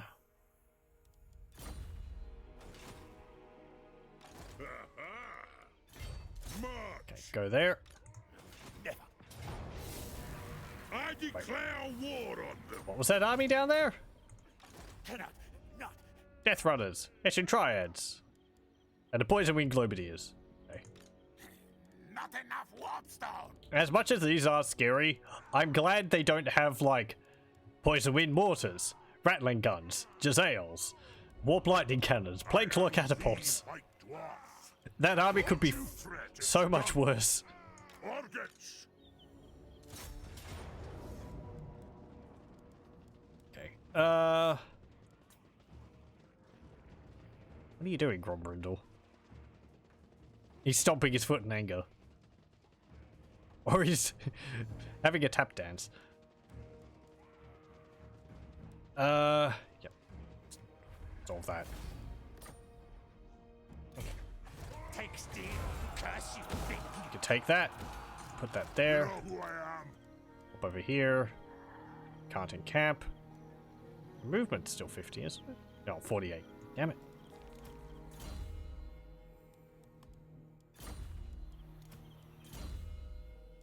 Okay, blade shield. Retake the realms. You can get triangulation. And Lord of the Deeps. There we go. Now, what can I put my money towards? Is Zufbar ready to upgrade? It is. Let's upgrade Zufbar to level 5.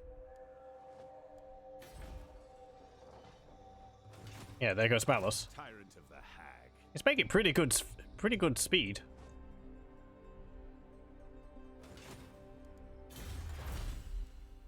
Okay, let's start getting our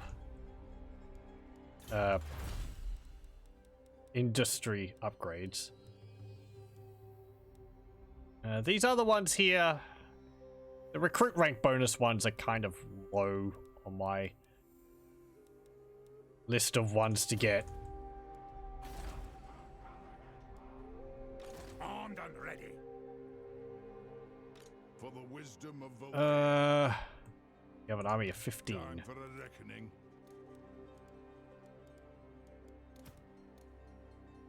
Oh yeah, we also have tranquilizer bots, which we can give to our bolt throwers.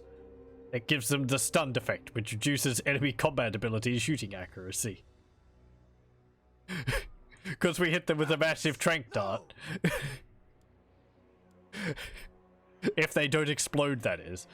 I guess it makes more sense if you're shooting a mammoth or something with it. Or we could have the explosive bolts.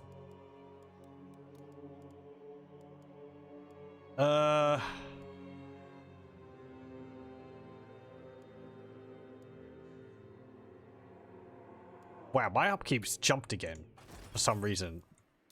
My upkeep is going up and down so erratically.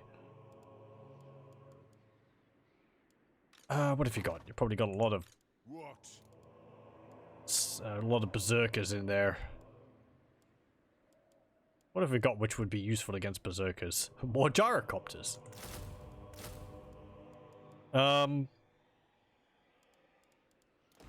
Sure. My anger burns bright. Where are they going? Over to there. Okay, you could hop into Seepgore.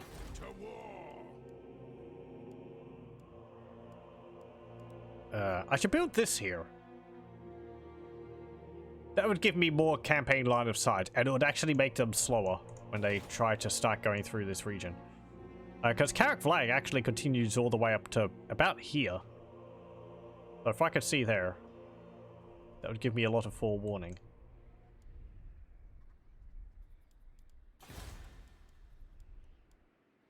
Okay. Power the guilds and enter. I'm going for time. Okay.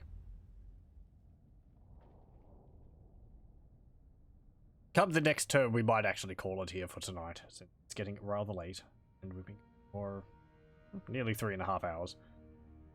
And I also started a bit later than normal because I was waiting for an upload to end, but it was taking its time. So. Come, kin. Hello. Let us. You want me to join war against Wargrove of Woe? No. Do you know how much money I'm making off those trees?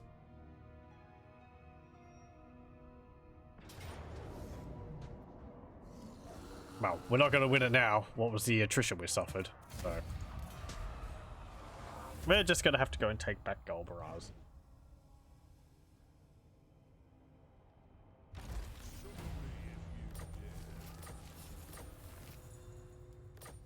Okay. Let's see. You're over there. Take those regions. Jump over here. Take these regions. I'm guessing these are still owned by Dark Elves. We don't really need to take those. We want to take these regions. I mean, they're mountains. Or they're Badlands, actually. Maybe. Might head back over here and deal with these. And then go over to Golbaraz. Might also take the swamps while we're going at it. So yeah, it's not actually going too bad. We also have to consider taking back these regions.